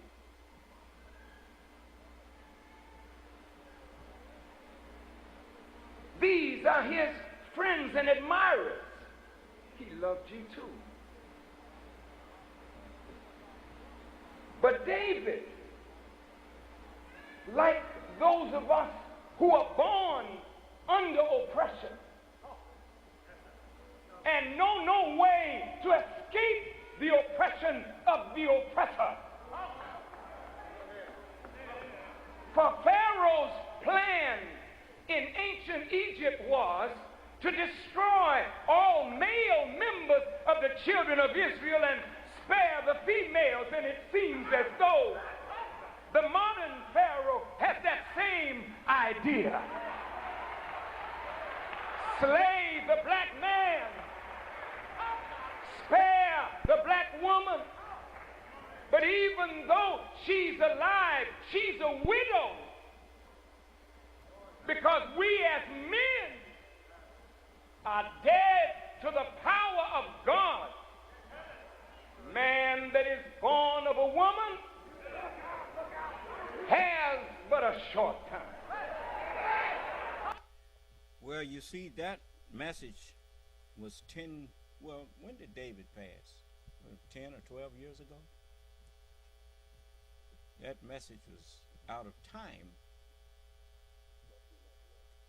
in 91. So you see how long ago that was. That was, you know, I had been around here quietly working, teaching, and I wasn't included in that we who was dead. Do you understand? Well, the messenger told him in 74, he said, he was dead. Now he's alive. He was lost. Now he's found. He was talking about me. Do you understand?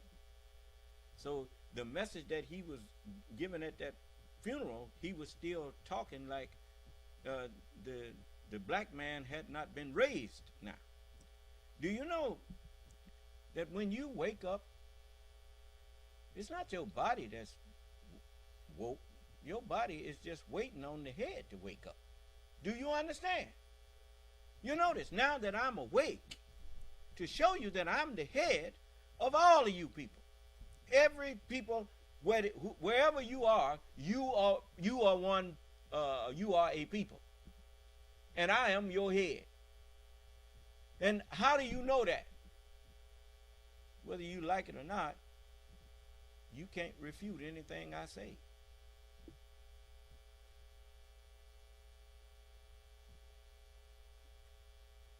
And whether you agree with me or not, the earth is showing you that the earth and the forces of nature are supporting whatever I say.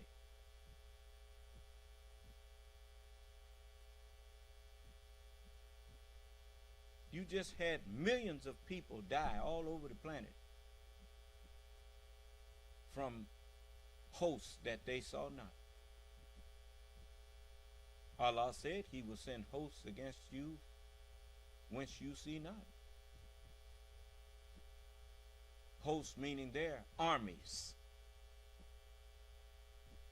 A little virus get inside your body and start multiplying. Next thing you know, you laying on a gurney, can't breathe, drowning in the Red Sea. Your blood becomes the means by which that virus suffocates you.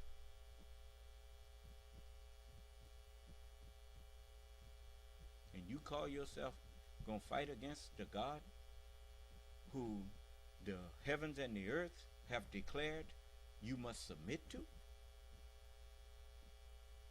As I live, every knee shall bow before me, and every tongue shall confess unto God, which is the truth that I speak.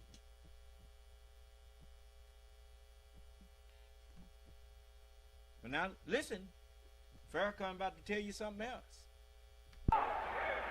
But the writer should have completed it. Every man born of a woman has a short time. But the rest of it is, but every man that is born of God don't count no time with him. He's as ageless as God is. He's as timeless as God is. We come up like grass and we are cut down. Life is like a vapor. It appears for a short time and then it's gone.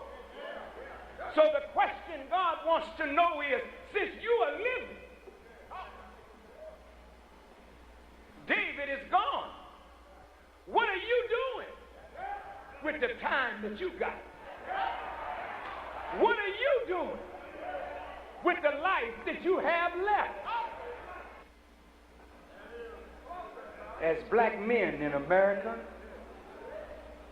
the only way we can escape oppression oftentimes is because we can sing or play a musical instrument or fly higher to the basketball rim.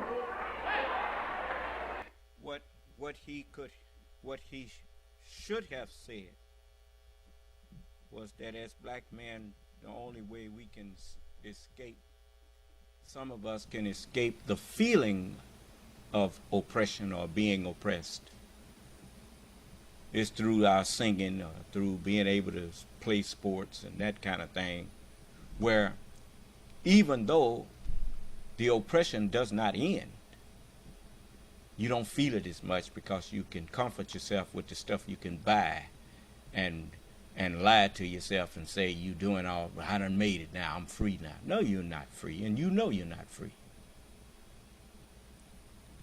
That's why if you notice, when Dr. Cosby started going around talking to our people about real stuff, telling them that, hey, look now, you know, a man like me, I can afford $100 to pay for some designer tennis shoes.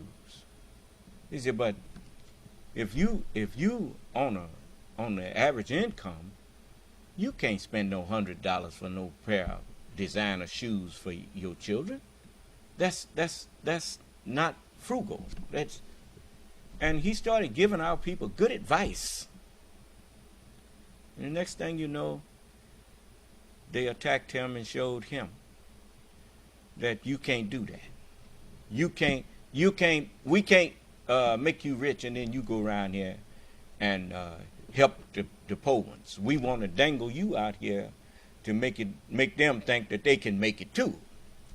But if they keep listening to you, then no, we can't have you out there doing that. Next thing you know, they done trumped up some lies on him and found some people to lie on him and talking about he raped them.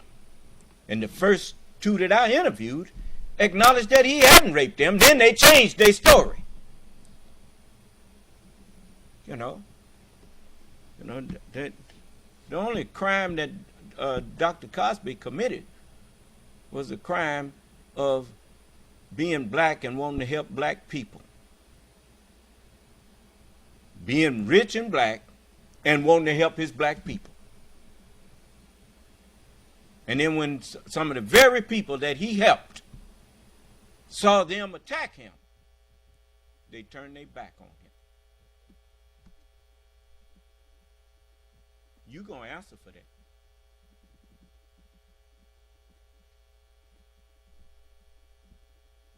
What you should have been saying was, thank you, Dr. Cosby. Thank you for having courage that we couldn't find. But instead, he rich, he can take care of himself. Oh yeah?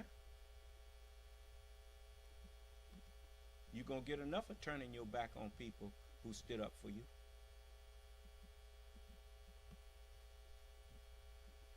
You just want us to stand up for you, nigga. Was you standing up for me when I moved back here to Mississippi? Did I look like I was waiting on you?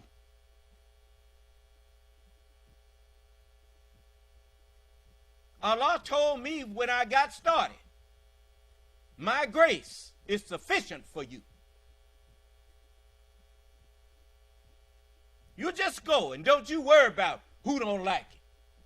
Don't be afraid of their words, nor be dismayed at their looks. I remember when I first moved back here and walked into the co-op. That co-op is closed now. But I walked in there and was getting ready to buy some stuff for some chickens that we was raising. And there was some bunch of devils, white men standing around, and they was dropping lugs. Yeah, somebody gonna find them in them woods out there. You know, trying to frighten me. And I didn't say nothing. Next thing you know, funerals was happening around here right and left. And the place where that was happening, the man, I remember at Car Quest, I walked in there and getting ready to buy some car parts. The man that owned that, all right, saved any souls lately? Letting me know we listening to you. We watching you. Huh? Next thing you know, he was sick, and his place closed down. You don't get away with call yourself trying to throw some lugs at me. Whoever fall on me, Allah said he would crush them. And whoever's stupid enough to make me angry enough to fall on you, I will grind you to powder.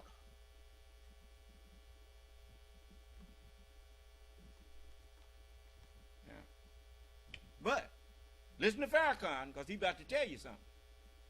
Or run faster to the football goal than anybody else, because entertainment and sports is our way out of ghetto living. Detroit produced giants in the world of music and giants in the world of sport and play.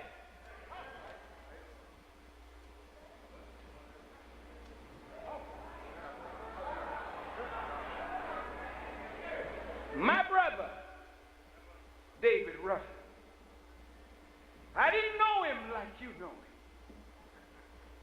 but I know him. He is my brother. Born in Mississippi. Anybody born in Mississippi is like a man born in the fiery furnace. Just a moment. I told you, the messenger knew who he had there with him. He said he bear witness to what Allah gave me. Now, turn to Isaiah.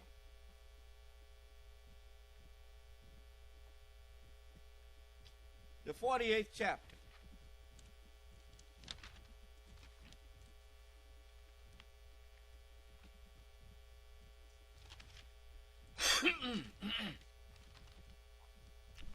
So when I was born in Mississippi, and this is the 48th chapter and the 10th verse.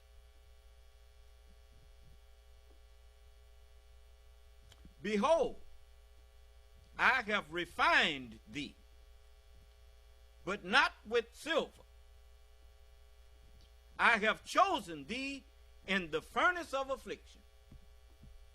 Huh? Remember the story of the architect? He was carried on a westerly course, and then he was taken after they killed him. Then he was taken and buried in the west under a pile of rubbish. Huh? My mother had me in church from every time the doors open. Vacation, Bible school, all that. As the scripture had to be fulfilled, and that from a child hast thou known the holy scriptures, which is able to make thee wise unto salvation. Huh? But Christianity is a pile of rubbish. Old people call foolish talk rubbish. And when you start talking about God's plan for salvation is to murder a righteous man to save some wicked people, that's rubbish. But I never believed that. Even as a child, I never believed that. Understand now, I went to church, I heard them saying all of that, but I never repeated it to nobody. Do you understand? Because I just that rolled off of me like water off a duck's back. It just didn't register. I couldn't see how nobody could believe. I can't see how nobody could believe that somehow God's plan for salvation is murder. What is that? That's a lie.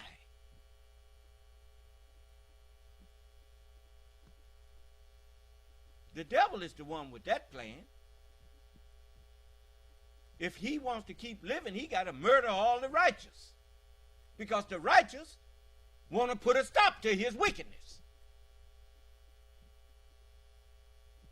Just like Donald Trump. He wants to keep practicing his wickedness, so he has to murder the Justice Department.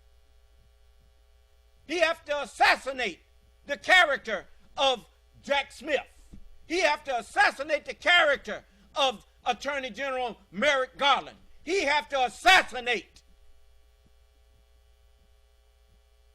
You notice when they murder because of a goodness or because of some goodness that they don't like being done by a person, they don't call it murder, they call it assassination.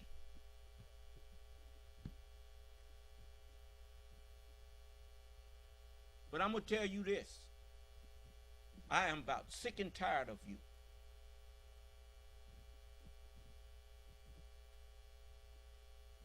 And so for every scheme you come up with against people who are just trying to do what is right, everybody who tries to fight them, you're going to be treated as an attack on me. And to hell with you. Amen, amen, and amen. You heard Minister Farrakhan bear witness to the furnace of affliction, didn't you? Anybody born in Mississippi. Is that what he said? All right. I told you, the messenger knew who he was choosing. Ghetto living. Detroit produced giants in the world of music and giants in the world of sport and play.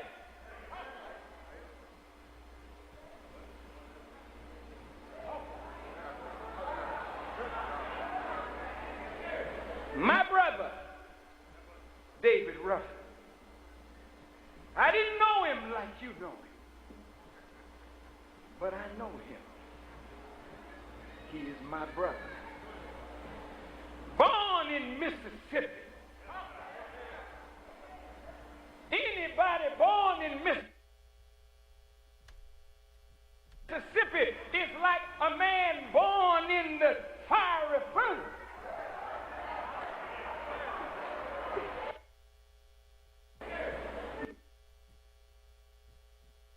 Anybody born in Mississippi is like a man born in the fiery furnace. Yeah, the furnace of affliction. See, the suffering of my people gave birth to me.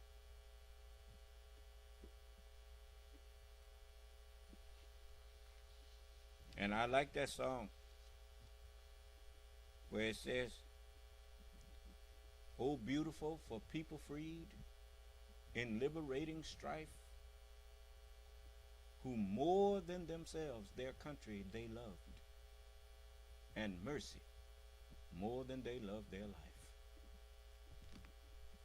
Do you understand? That is a beautiful song. Now, I wanted to get to this, and I'm going to get to it. The United States District Court for the District of Columbia, United States of America versus Donald J. Trump. Think about that.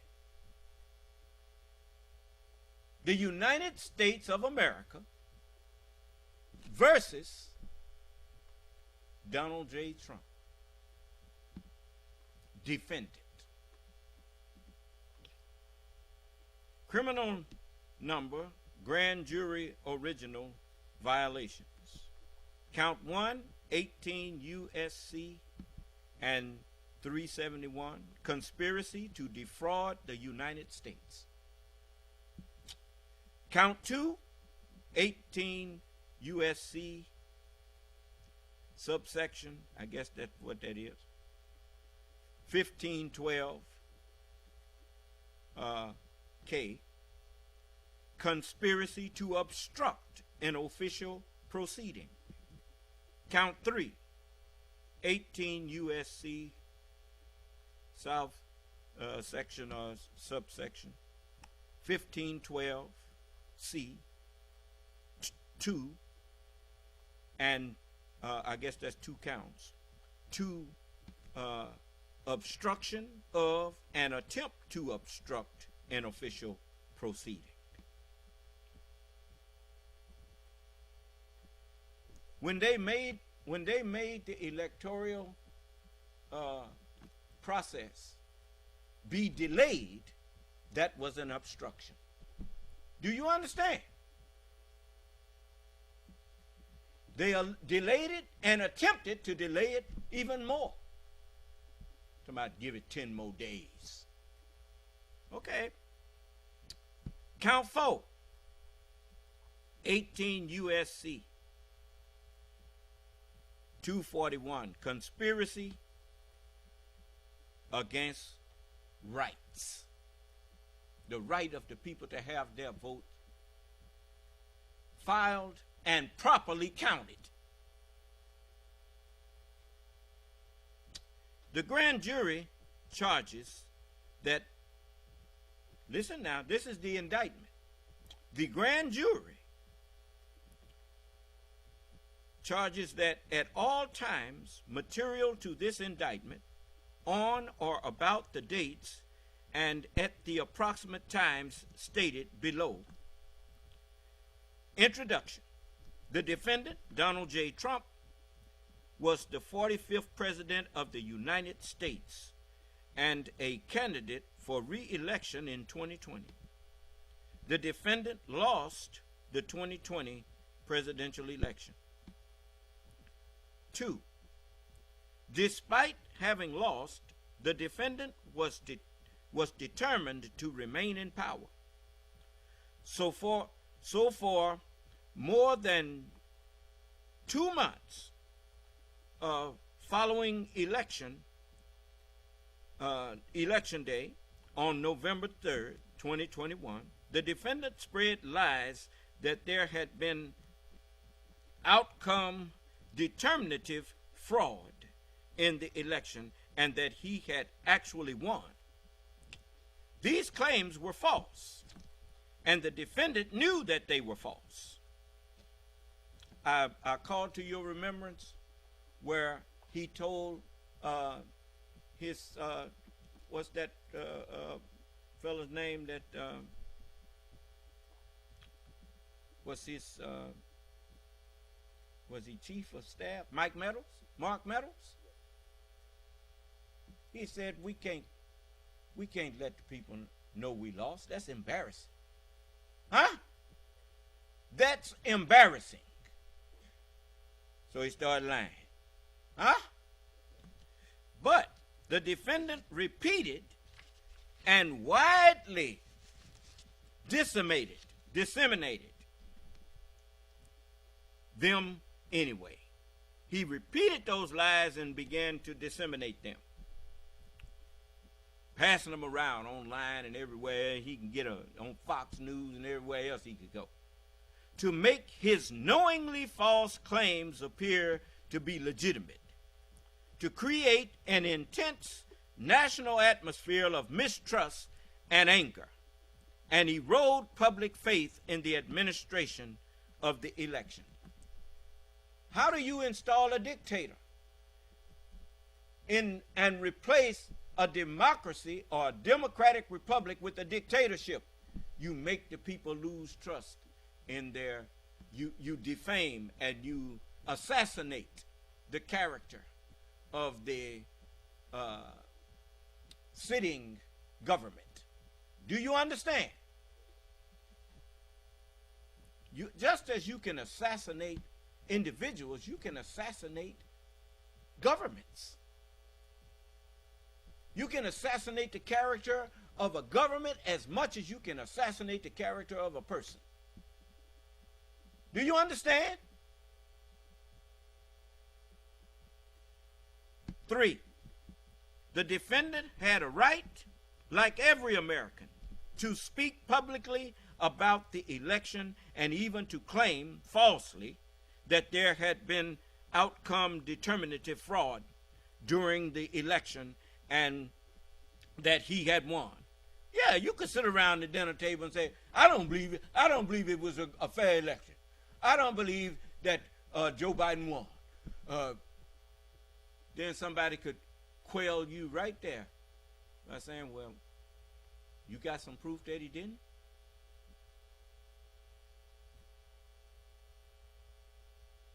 No, I just don't believe it, though. Well, you got a right to not believe it. You got a right to believe it or not believe it. But until you have proof, it's just like the FBI believed Al Capone had murdered a bunch of people. But they didn't have the smoking gun. They didn't have the witnesses to prove it. I didn't hear you.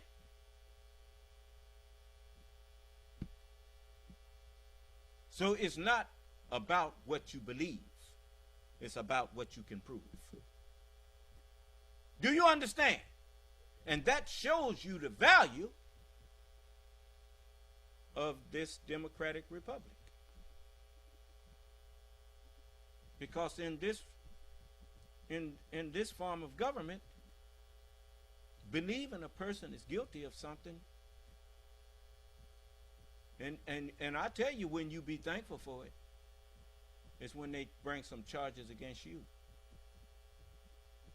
Then you find out that it's a wonderful thing that people can't just say they believe you did something and send you to jail or send you to the death sentence. They got to be able to prove it beyond a reasonable doubt. Huh? It's funny how people want you to prove everything when they the one being charged. But when they charging somebody, belief is enough. They're glad if you could just go along with them because they believe it's messed up. It's messy. We believe it wasn't right. We believe it was fraud. We believe that you are a believe lie.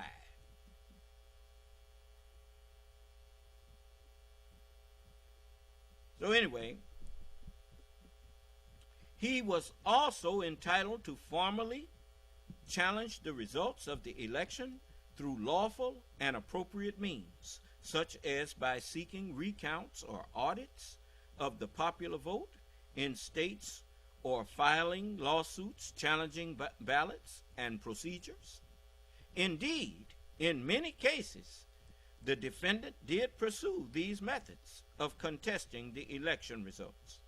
His efforts to change the outcome in any state through recounts, audits, or legal challenges were uniformly unsuccessful. 4. Shortly after Election Day, the defendant, Donald J. Trump, also pursued unlawful means of discounting legitimate votes and subverting the election results. In so doing, the defendant perpetrated 3 criminal conspiracies.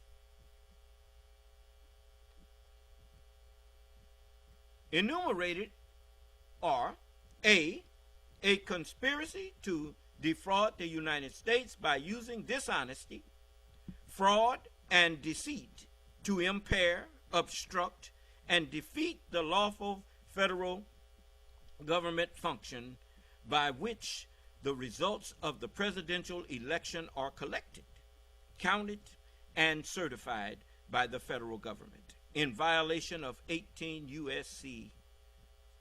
subsection 371. B, a conspiracy to corruptly obstruct and impede the January 6th congressional proceeding at which the collected results of the presidential election are counted and certified. The certification proceeding, in other words, in violation of 18 U.S.C. subsection 1512K, and C, a conspiracy against the right to vote and to have one's vote counted in violation of 18 U.S.C. subsection 241. Each of these conspiracies, which built on the widespread mistrust the defendant was creating through pervasive and destabilizing lies about election fraud, targeted a bedrock function of the United States federal government, the nation's process of collecting, counting, and certifying the results of the presidential election, the federal government function. He was undermining the very, as they say, you know how they say, go for the jugular? The federal elections is the jugular vein of this government. To make the people distrust that is to dismantle the government. I told you what Donald Trump had in mind when he said he wanted to drain the swamp. Did you find that? It'll help if you look. All right. The allegations, count 1, conspiracy to defraud the United States, 18 U.S.C. subsection 371. 5. The allegations contained in paragraphs 1 through 4 of this indictment are re-alleged and fully incorporated here by reference.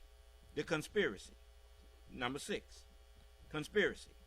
From on or about November 14, 2020 through on or about January 2021 in the District of Columbia and elsewhere, the defendant, Donald J. Trump, did knowingly combine, conspire, confederate, and agree with co-conspirators, known and unknown to the grand jury, to defraud the United States by using dishonesty, fraud, and deceit to impair, obstruct, and defeat the lawful federal government function by which the results of the presidential election are collected, counted, and certified by the federal government. Purpose of the conspiracy. Number 7. The purpose of the conspiracy was to overturn the legitimate results of the 2020 presidential election by using knowingly false claims of election fraud to obstruct the federal government function by which those results are collected, counted, and certified. Excuse me. The defendant's co-conspirators. Number 8. The defendant enlisted co-conspirators to assist him in his criminal efforts to overturn the legitimate results of the 2020 presidential election and retain power. Among these were A. Co-conspirator 1, an attorney who was willing to spread knowingly false claims and pursue strategies that the defendant's 2020 re-election campaign attorneys would not. B. Co-conspirator 2, an attorney who devised and attempted to implement a strategy to leverage the vice president's ceremonial role overseeing the certification proceeding to obstruct the certification of the presidential election. C. Co-conspirator 3, an attorney whose unfounded claims of election fraud the defendant privately acknowledged to others sounded crazy. Nonetheless, the defendant embraced and publicly amplified co-conspirator 3's disinformation. D. Co-conspirator 4, a Justice Department official who worked on civil matters and who, with the defendant, attempted to use the Justice Department to open sham election crime investigations and influence state legislatures with knowingly false claims of election fraud. E, co-conspirator 5, an attorney who assisted in devising and attempting to implement a plan to submit fraudulent slates of presidential electors to obstruct the certification proceeding. F, co-conspirator 6, a political consultant who helped implement a plan to submit fraudulent slates of presidential electors to obstruct the certification proceeding. The federal government function. 9. The federal government function by which the results of the election for President of the United States are collected, counted, and certified or established through the Constitution and the Electoral Count Act, ECA, a federal law enacted in 1887. The Constitution provided that individuals called electors select the president, and that each state determine for itself how to appoint the electors apportioned to it. Through state laws, each of the 50 states and the District of Columbia chose to select their electors based on the popular vote in the state. After Election Day, the ECA, Electoral Count Act, required each state to formally determine, or, in other words, ascertain, the electors who would represent the state's voters by casting electoral votes on behalf of the candidate who had won the popular vote, and require the executive of each state to certify to the federal government the identities of those electors. Then, on a date set by the ECA, each state's ascertained electors were required to meet and collect the results of the presidential election. That is, to cast electoral votes based on their state's popular vote, and to send their electoral votes along with the state's executive's certification that they were the state's legitimate electors to the United States Congress to be counted and certified in an official proceeding. Finally, the Constitution and Electoral Count Act required that on the 6th of January following Election Day, the Congress meet in a joint session for a certification proceeding, presided over by the Vice President as President of the Senate, to count the electoral votes, resolve any objections, and announce the result, thus certifying the winner of the presidential election as president-elect. This federal government function, from the point of ascertainment to the certification, is fundamental to the United States democratic process, and fundamental. It is the basis for this government and how it works. And until 2021 had operated in a peaceful and orderly manner for more than 130 years. No one ever tried what Donald Trump did. Nobody.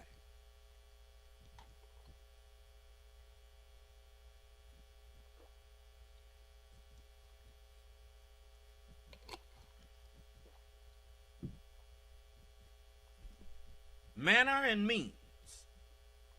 Number 10. The defendant's conspiracy to impair, obstruct, and defeat the federal government function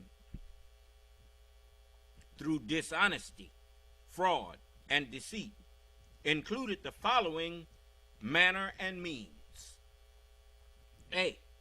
The defendant and co-conspirators used knowingly false claims of election fraud to get state legislators and election officials to subvert the legitimate election results and change electoral votes for the defendant's opponent, Joseph R. Biden Jr., to electoral votes for the defendant. That is on the pretext of baseless fraud claims. The defendant pushed officials in certain states to ignore the popular vote, disenfranchised millions of voters, dismissed legitimate electors, and ultimately caused the ascertainment of and voting by illegitimate electors in favor of the defendant, Donald J. Trump. B. The defendant, Donald J. Trump, and co-conspirators organized fraudulent slates of electors in 7 targeted states: Arizona, Georgia, Michigan, Nevada, New Mexico, Pennsylvania, and Wisconsin, attempting to mimic the procedures that the legitimate electors were supposed to follow under the Constitution and other federal and state laws. This included causing the fraudulent electors to meet on the day appointed by federal law on which legitimate electors were to gather and cast their votes, cast fraudulent votes for the defendant, and sign certificates falsely representing that they were legitimate electors. Some fraudulent electors were tricked into participating based on the understanding that their votes would be used only if the defendant succeeded in outcome determinative lawsuits within their state, which the defendant never did. The defendant and co-conspirators then caused these fraudulent electors to transmit their false certificates to vice president and other government officials to be counted at the certification proceeding on January 6th. Let me tell you something. To claim that they was getting these electors, these false electors, ready just in case they won in court, that wouldn't have been necessary. Because if they won in court, then they would have had time to choose electors and get it signed off on. Do you understand? So that lie don't work, because there wasn't no rush to go and get no whatever they want to call them, alternate electors or whatnot, because if it was proven that the election was fraudulent, they was going to have another election anyway. Do you understand? C. The defendant and co-conspirators attempted to use the power and authority of the Justice Department to let me add this. You remember I told you that when you tell a lie, in order to cover it, you're going to have to tell a bigger one? And that's what that is about, talking about they were just using them alternate electors just in case that they prevailed in court. No, you lying. You didn't need no alternate electors. All you need was to prove that there was fraud, and if it's going to be a recount or another election, then that's what it would have to be. Do you understand? But first thing you have to do is prove what votes were fraudulent. Do you understand? And if you can't prove that there was fraudulent votes, then the votes that was counted are going to stand.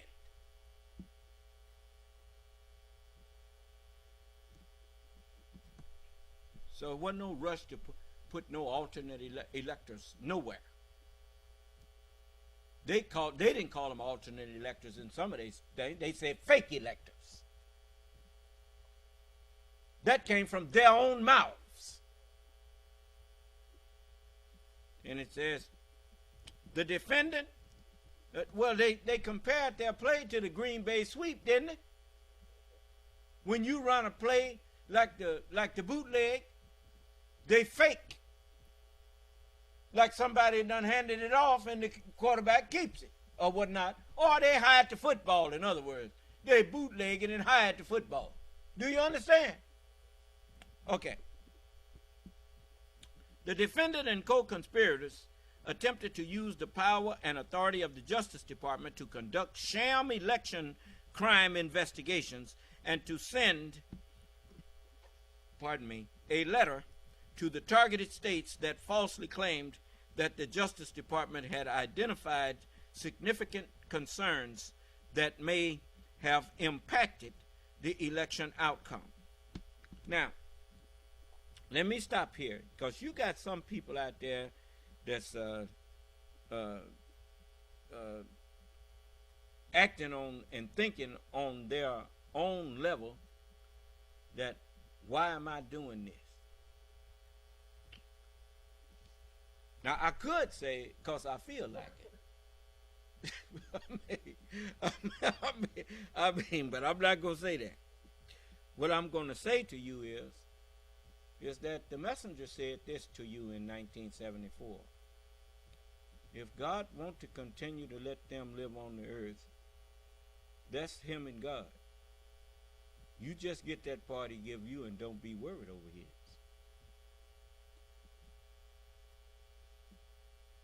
You know, I meant what I said when I told you that we should always honor people who were instrumental in trying to make life easier for us and to eliminate some of the oppression that we were under. Do you understand? John Brown was a white man, and a lot of white men rode with him around to plantations doing their best to set black people free. He got hung in the end, I was told. But he got hung trying to free us. Then there are some white people in this country that have, and it's a lots of them really, that have tried to help us. It's for their sake that I'm doing what I'm doing. To try to help them keep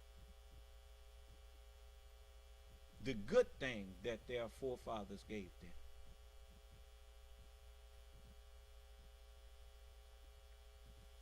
And if they keep doing what they have tried to do, moving toward a more perfect union, that's just another way of saying moving towards a more peaceful and upright country. There can be no perfect union among thieves and liars, because there's only one source of unity, and that is Allah, the truth. And when everybody agrees on the truth, then there's perfect unity and perfect peace. So it says,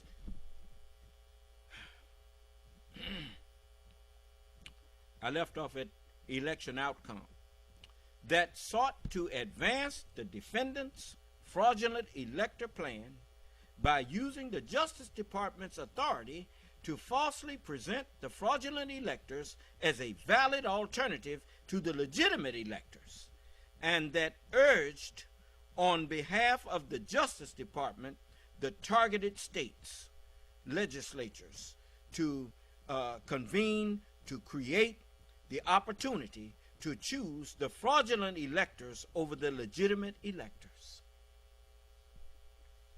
D.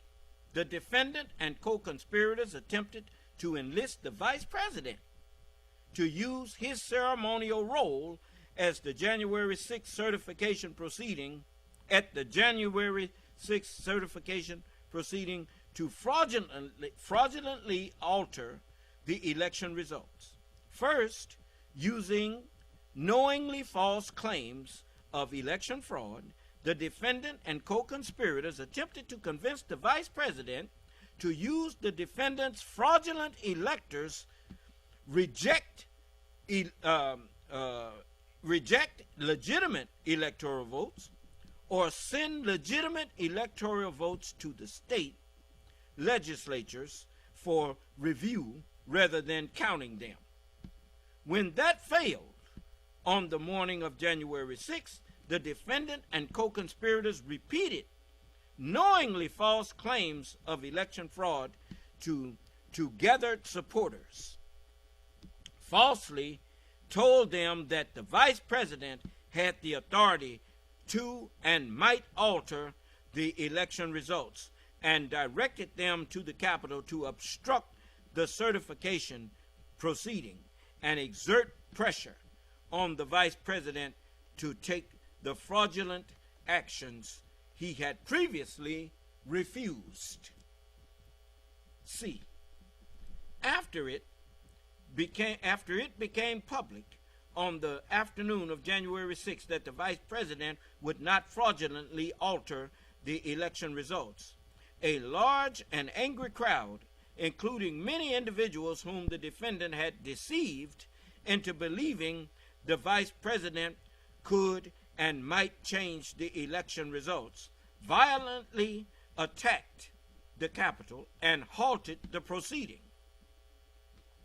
As violence ensued, the defendant and co-conspirators exploited the disruption by redoubling efforts to levy false claims of election fraud and convince members of Congress to further delay the certification based on those claims, those false claims. The defendant's knowledge of the falsity of his election fraud claims. The defendant, his co-conspirators, and their agents made knowingly false claims that there had been outcome determinative fraud in the 2020 presidential election.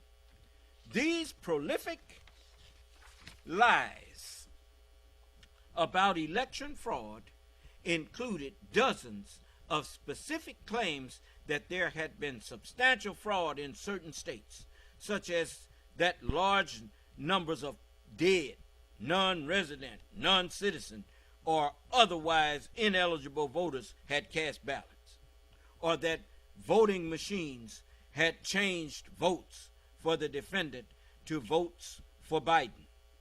These claims were false, and the defendant knew that they were false. In fact, the defendant was notified repeatedly that his claims were untrue, often by the people on whom he relied for candid advice or important matters, and who were best positioned to know the facts. And he deliberately disregarded the truth. For instance, A, the defendant's vice president, who personally stood to gain by remaining in office as part of the defendant's ticket, and who the defendant asked to study fraud allegations, told the defendant that he had seen no evidence of outcome determinative fraud. B, the senior leaders of the Justice Department, appointed by the defendant and responsible for investigating credible allegations of election crimes, told the defendant on multiple occasions that various allegations of fraud were unsupported by any evidence. C, the Director of National Intelligence, the defendant's principal advisor on intelligence matters related to national security, disabused the defendant of the notion that the intelligence community's findings regarding foreign interference would change the outcome of the election. D, the Department of Homeland Security's Cybersecurity and Infrastructure Security Agency, CISA, whose existence the defendant signed into law to protect the nation's cybersecurity infrastructure from attack, joined an official multi-agency statement that there was no evidence any voting system had been compromised, and that declared the 2020 election, quote, the most secure in American history. Days later, after the CISA director, whom the defendant had appointed, announced publicly that election security experts were in agreement that claims of computer-based election fraud were unsubstantiated, the defendant fired him. Now, understand something. The only reason he signed CISA into existence was because he was going to replace all of them with people who would do whatever he wanted done and say whatever he wanted said later. See, that was part of his step to remaining president for life, you see. Do you understand?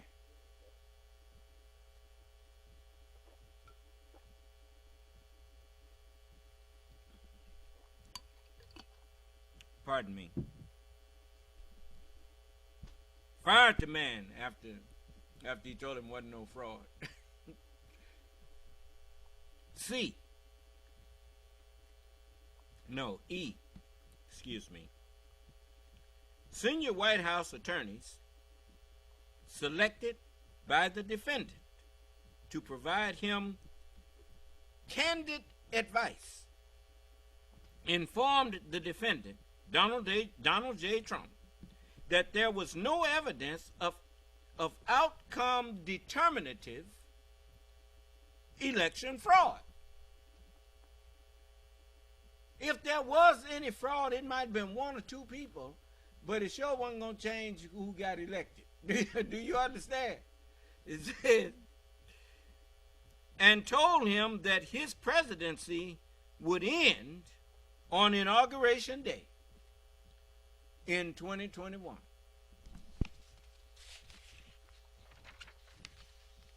F. Senior staffers on the defendant's 2020 re-election campaign, defendant's campaign, quote, or unquote, campaign, whose sole mission was the defendant's re-election, told the defendant on November 7th, 2020, that he had only a 5 to 10% chance of prevailing in the election, and that success was contingent on the defendant winning ongoing vote counts or litigation in Arizona, Georgia, and Wisconsin. Within a week of that assessment, the defendant lost in Arizona, meaning he had lost the election. G. State legislators and officials, many of whom were the defendant's political allies, had voted for him and wanted him to be reelected, repeatedly informed the defendant that his claims of fraud in their states were unsubstantiated or false, and resisted his pressure to act based upon them. H.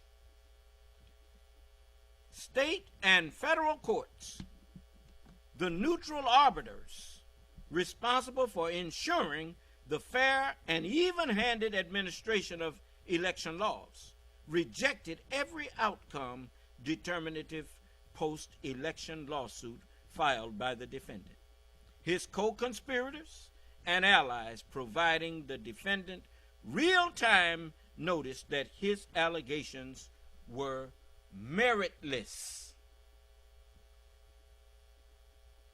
No proof nowhere of anything that they were saying. Number 12. The defendant widely disseminated his false claims of election fraud for months, despite the fact that he knew, and in many cases had been informed directly, that they were not true. Certainly he knew they were not true, since he knew he made them up. The defendant's knowingly false statements were integral to his criminal plans to defeat the federal government function, obstruct the certification, and interfere with others' right to vote and have their votes counted.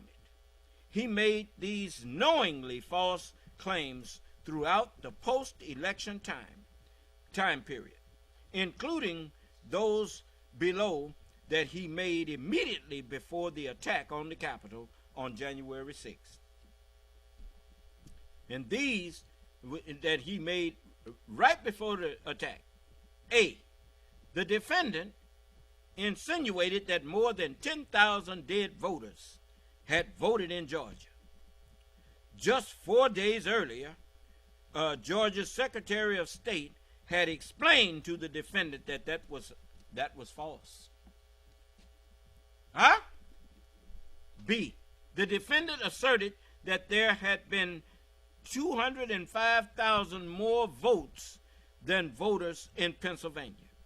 The defendant's acting attorney general and acting deputy attorney general had explained to him that this was false. C, the defendant said that there had been a suspicious vote dump in Detroit, Michigan.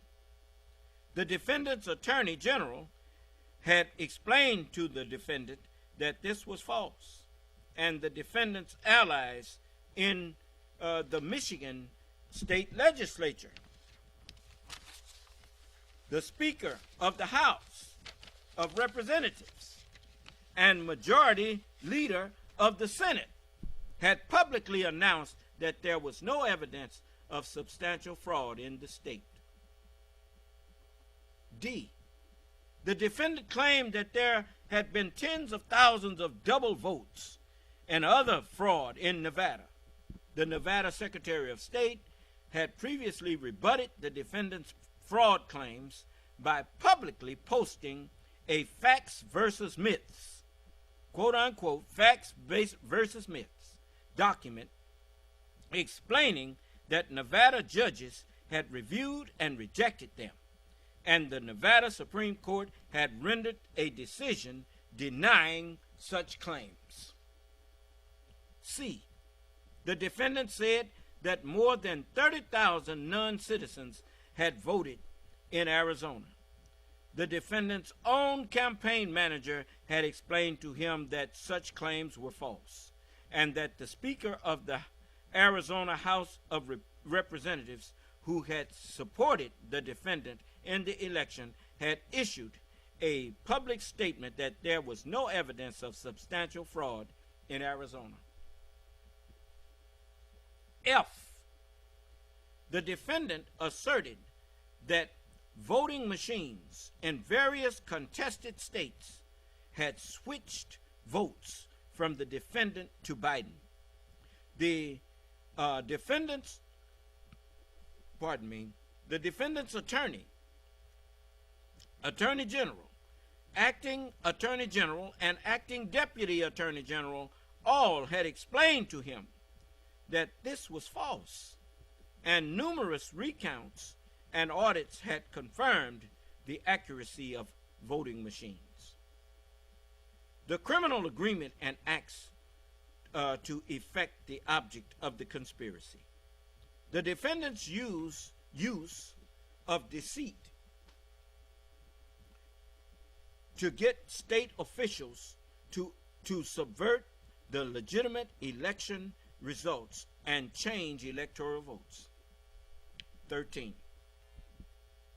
Shortly after Election Day, which fell on November 3rd, 2020, the defendant launched his criminal scheme. On November the 13th, the defendant's campaign attorneys conceded in court that he had lost the vote count in the state of Arizona, meaning, based on the assessment the defendant's campaign advisors had given him just a week earlier, the defendant had lost the election. So the next day, the defendant turned to co-conspirator 1, whom he announced would spearhead his efforts going forward to challenge the election results. From that point on, the defendant and his co-conspirators executed a strategy to use knowing deceit in the targeted states to impair, obstruct, and defeat the federal government function, including as described below. 14. On November 13, 2020, let me say this. As a mercy to those that I just made the adjudication of the hell with, if you keep the path you going, you're going to feel the tightness in your forehead, and that will last you till tomorrow.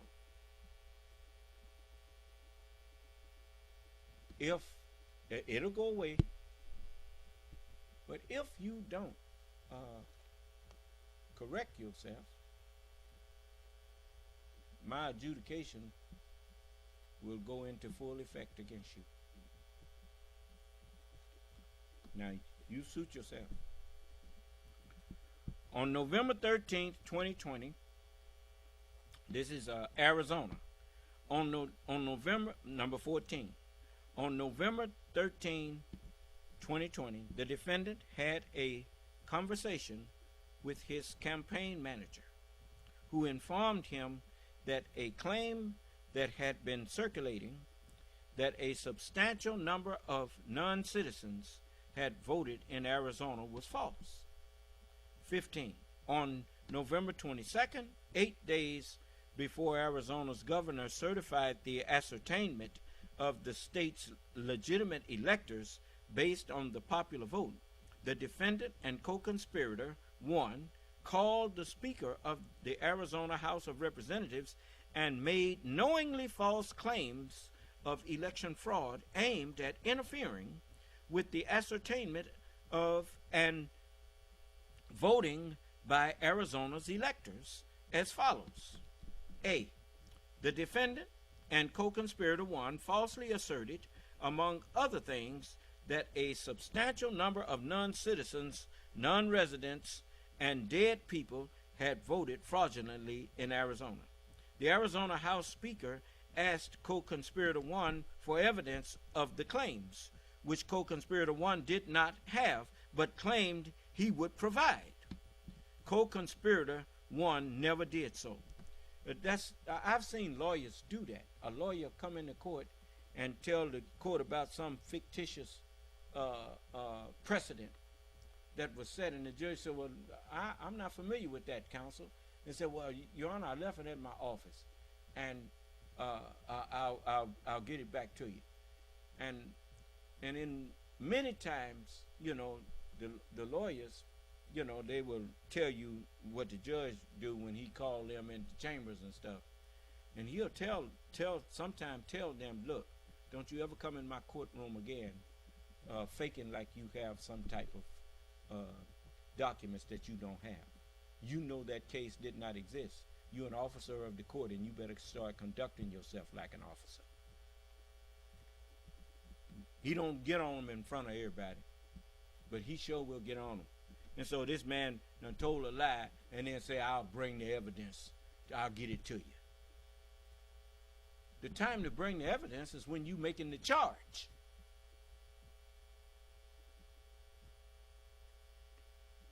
B, The defendant and co-conspirator, 1, asked the Arizona House Speaker to call the legislature into session to hold a hearing based on their claims of election fraud. The Arizona House Speaker refused, stating that doing so would require a 2/3 vote of its members, and he would not allow it without actual evidence of fraud. C. The defendant and co-conspirator 1 asked the Arizona House Speaker to use the legislature to circumvent the process by which legitimate electors would be ascertained for Biden based on the popular vote, and replace those electors with a new slate for the defendant. The Arizona House Speaker refused, responding that the suggestion was beyond anything he had ever heard or thought of as something within his authority.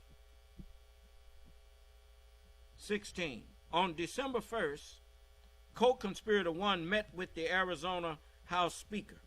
When the Arizona House Speaker again asked co-conspirator 1 for evidence of the outcome determinative election fraud he and the defendant had been claiming, co-conspirator 1 responded with words to the effect of, quote, "We don't have the evidence, but we have lots of theories." Ain't that something?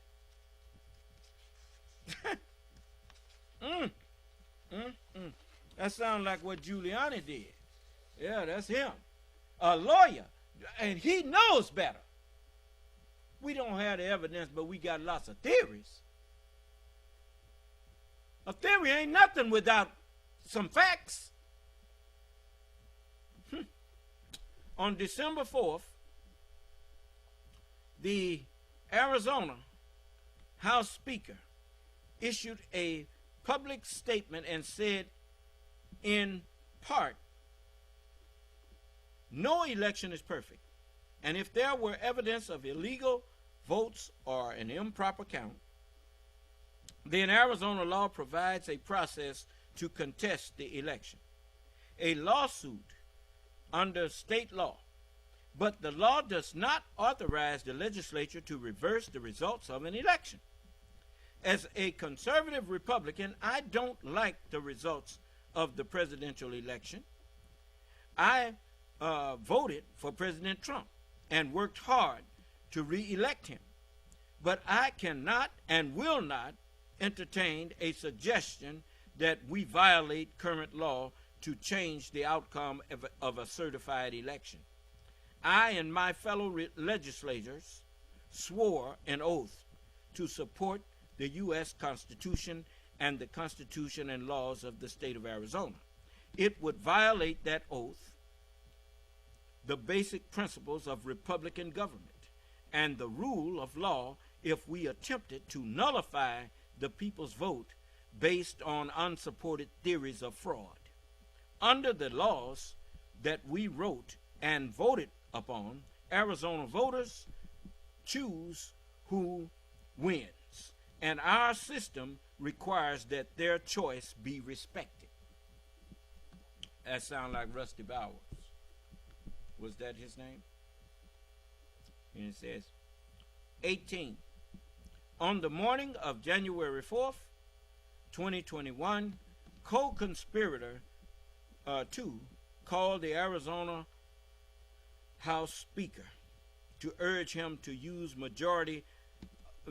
a majority of the legislature to decertify the state's legitimate electors.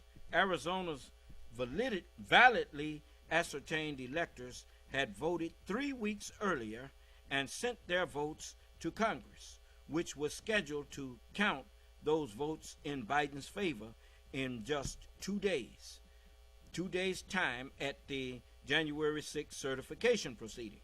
When the Arizona House Speaker explained that state investigations had uncovered no evidence of substantial fraud in the state, co-conspirator 2 conceded that he, quote, didn't know enough about facts on the ground, unquote, in Arizona. But nonetheless, told the Arizona House Speaker to decertify and, quote, let the courts sort it out, unquote. The Arizona House Speaker refused, stating that he would not, quote, play with the oath, unquote, he had taken to uphold the United States Constitution and Arizona law. Number 19. On January 6th, the defendant publicly repeated the knowingly false claim that 36,000 non-citizens had voted in Arizona.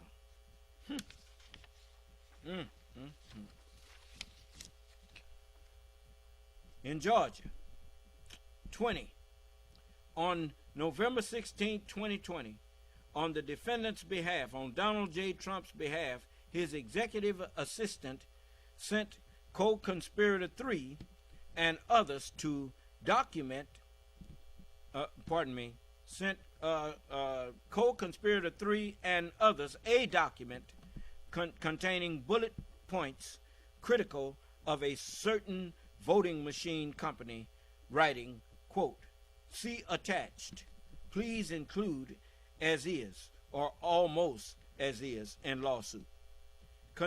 Co-conspirator 3 responded 9 minutes later, writing, quote, it mustn't go in all suits in Georgia and PA, Philadelphia, immediately with a, I should say Pennsylvania. It must go in all suits in Georgia and Pennsylvania immediately with a fraud claim that requires the entire election to be set aside in those states and machines impounded for non-partisan professional inspection. On November 25th, co-conspirator 3 filed a lawsuit against the governor of Georgia, falsely alleging, quote, massive election fraud, unquote, accomplished through the voting machine company's election software and hardware. Before the lawsuit was even filed, the defendant retweeted a post promoting it. The defendant did this despite the fact that when he had discussed co-conspirator 3's far-fetched public claims regarding the voting machine company in private with advisors, the defendant had conceded that they were unsupported and that co-conspirator 3 sounded crazy. That was his statement, that old Sidney Powell woman. Co-conspirator 3's Georgia lawsuit was dismissed on December 7th, 21. On December 3rd, co-conspirator 1 orchestrated a presentation to a judiciary subcommittee of the Georgia State Senate with the intention of misleading state senators into blocking the ascertainment of legitimate electors during the presentation.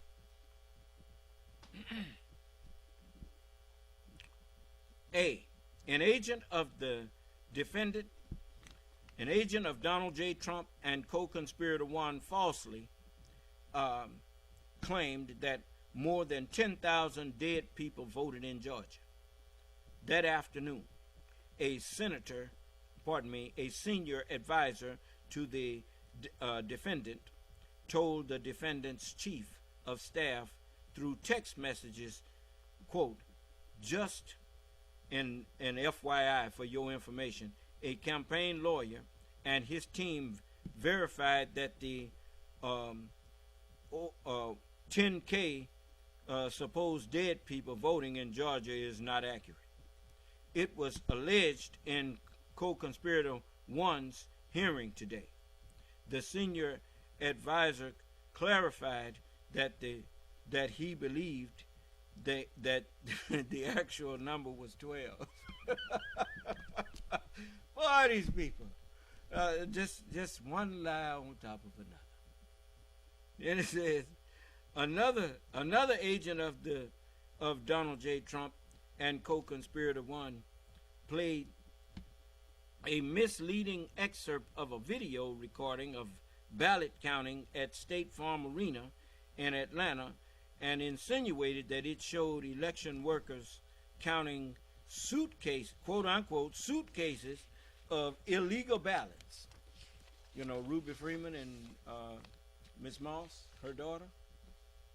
And it says, and now you done had Giuliani acknowledge that he knew all that was a lie. He made that stuff up. Do you understand? Okay. C. Co-conspirator 2 encouraged the legislators to decertify the state's legitimate electors based on false allegations of election fraud. You know, I'll tell you what, I'm not gonna spend a lot of time in introduction tomorrow. I'm going to go right into this. Okay? So we'll take this up at tomorrow at 22. Right? Okay. We was on page 13. Did anyone have any questions for me? They want to ask me? Let them ask. Yes, sir. We have a question from Christopher Gooden. Mm-hmm. And he asks, what is your understanding of Surah 49 and 12?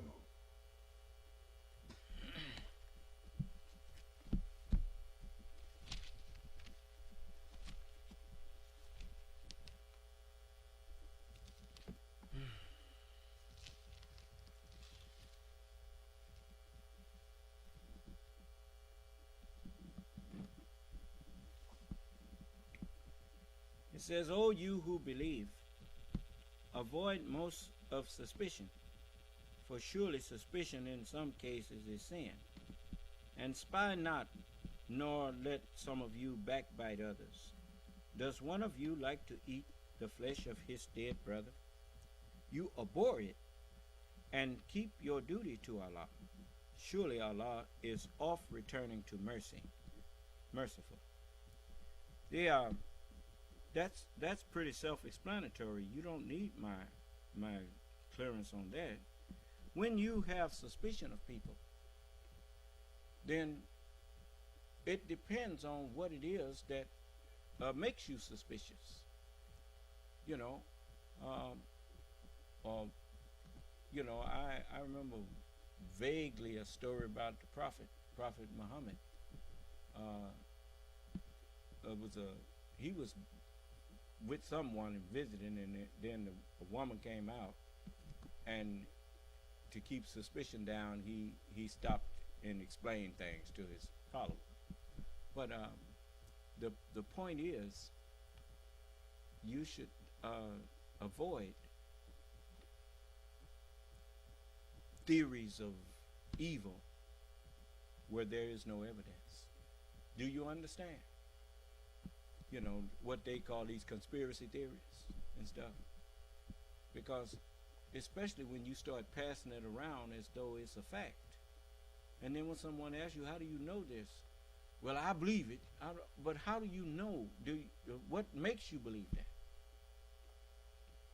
And so, and likewise, you should not say anything behind a person's back that you're not willing to say to their face. It's like in court. You have a right to face your accuser. But you also, in civil matters, if you don't want to come to court, you ain't got to go. But the trial gonna still take place behind your back. If you recall, the Holy Quran says that the some will receive their book in their right hand, and some will receive it behind their back. Do you understand?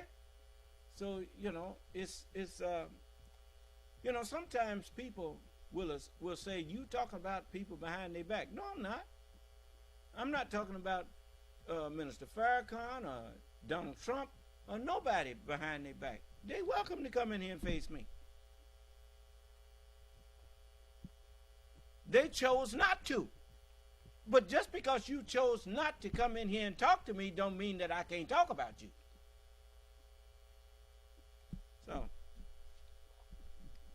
So I say this. People talk about me behind my back. because they know where to find me if they got something to say.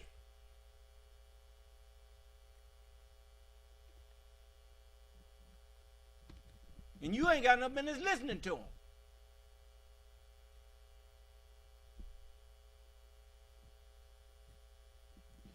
You know, it's people have did all kind of crazy things to me. People have said things to me in private that I don't make public. Even if I fall out with them, I'm not going to divulge something that they told me in confidence.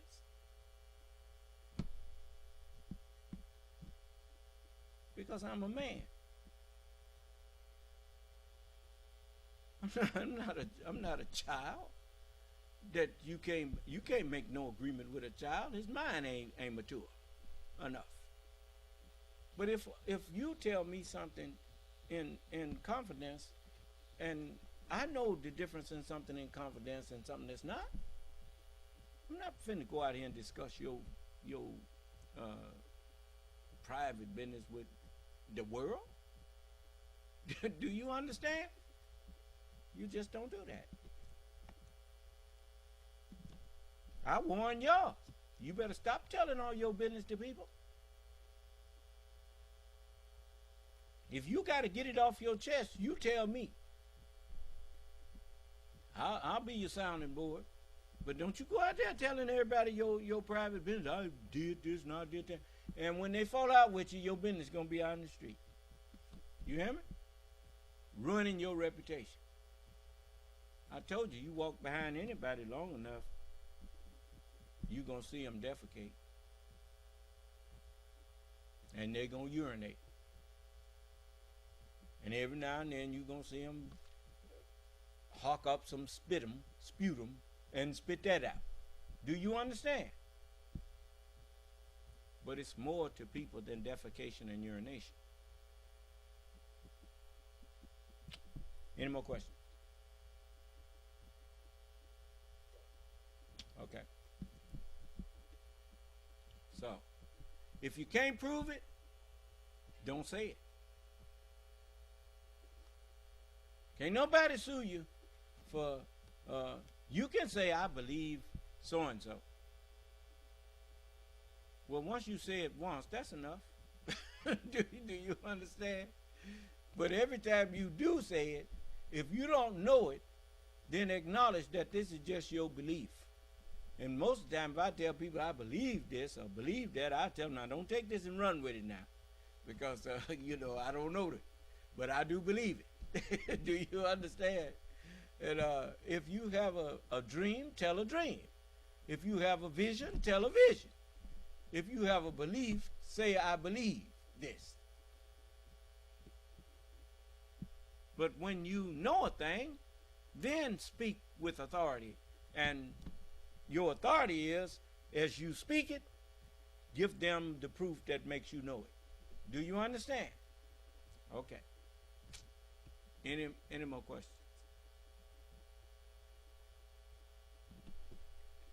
Then may Allah bless us and keep us safe and in our right minds. May Allah's Salam Alaikum.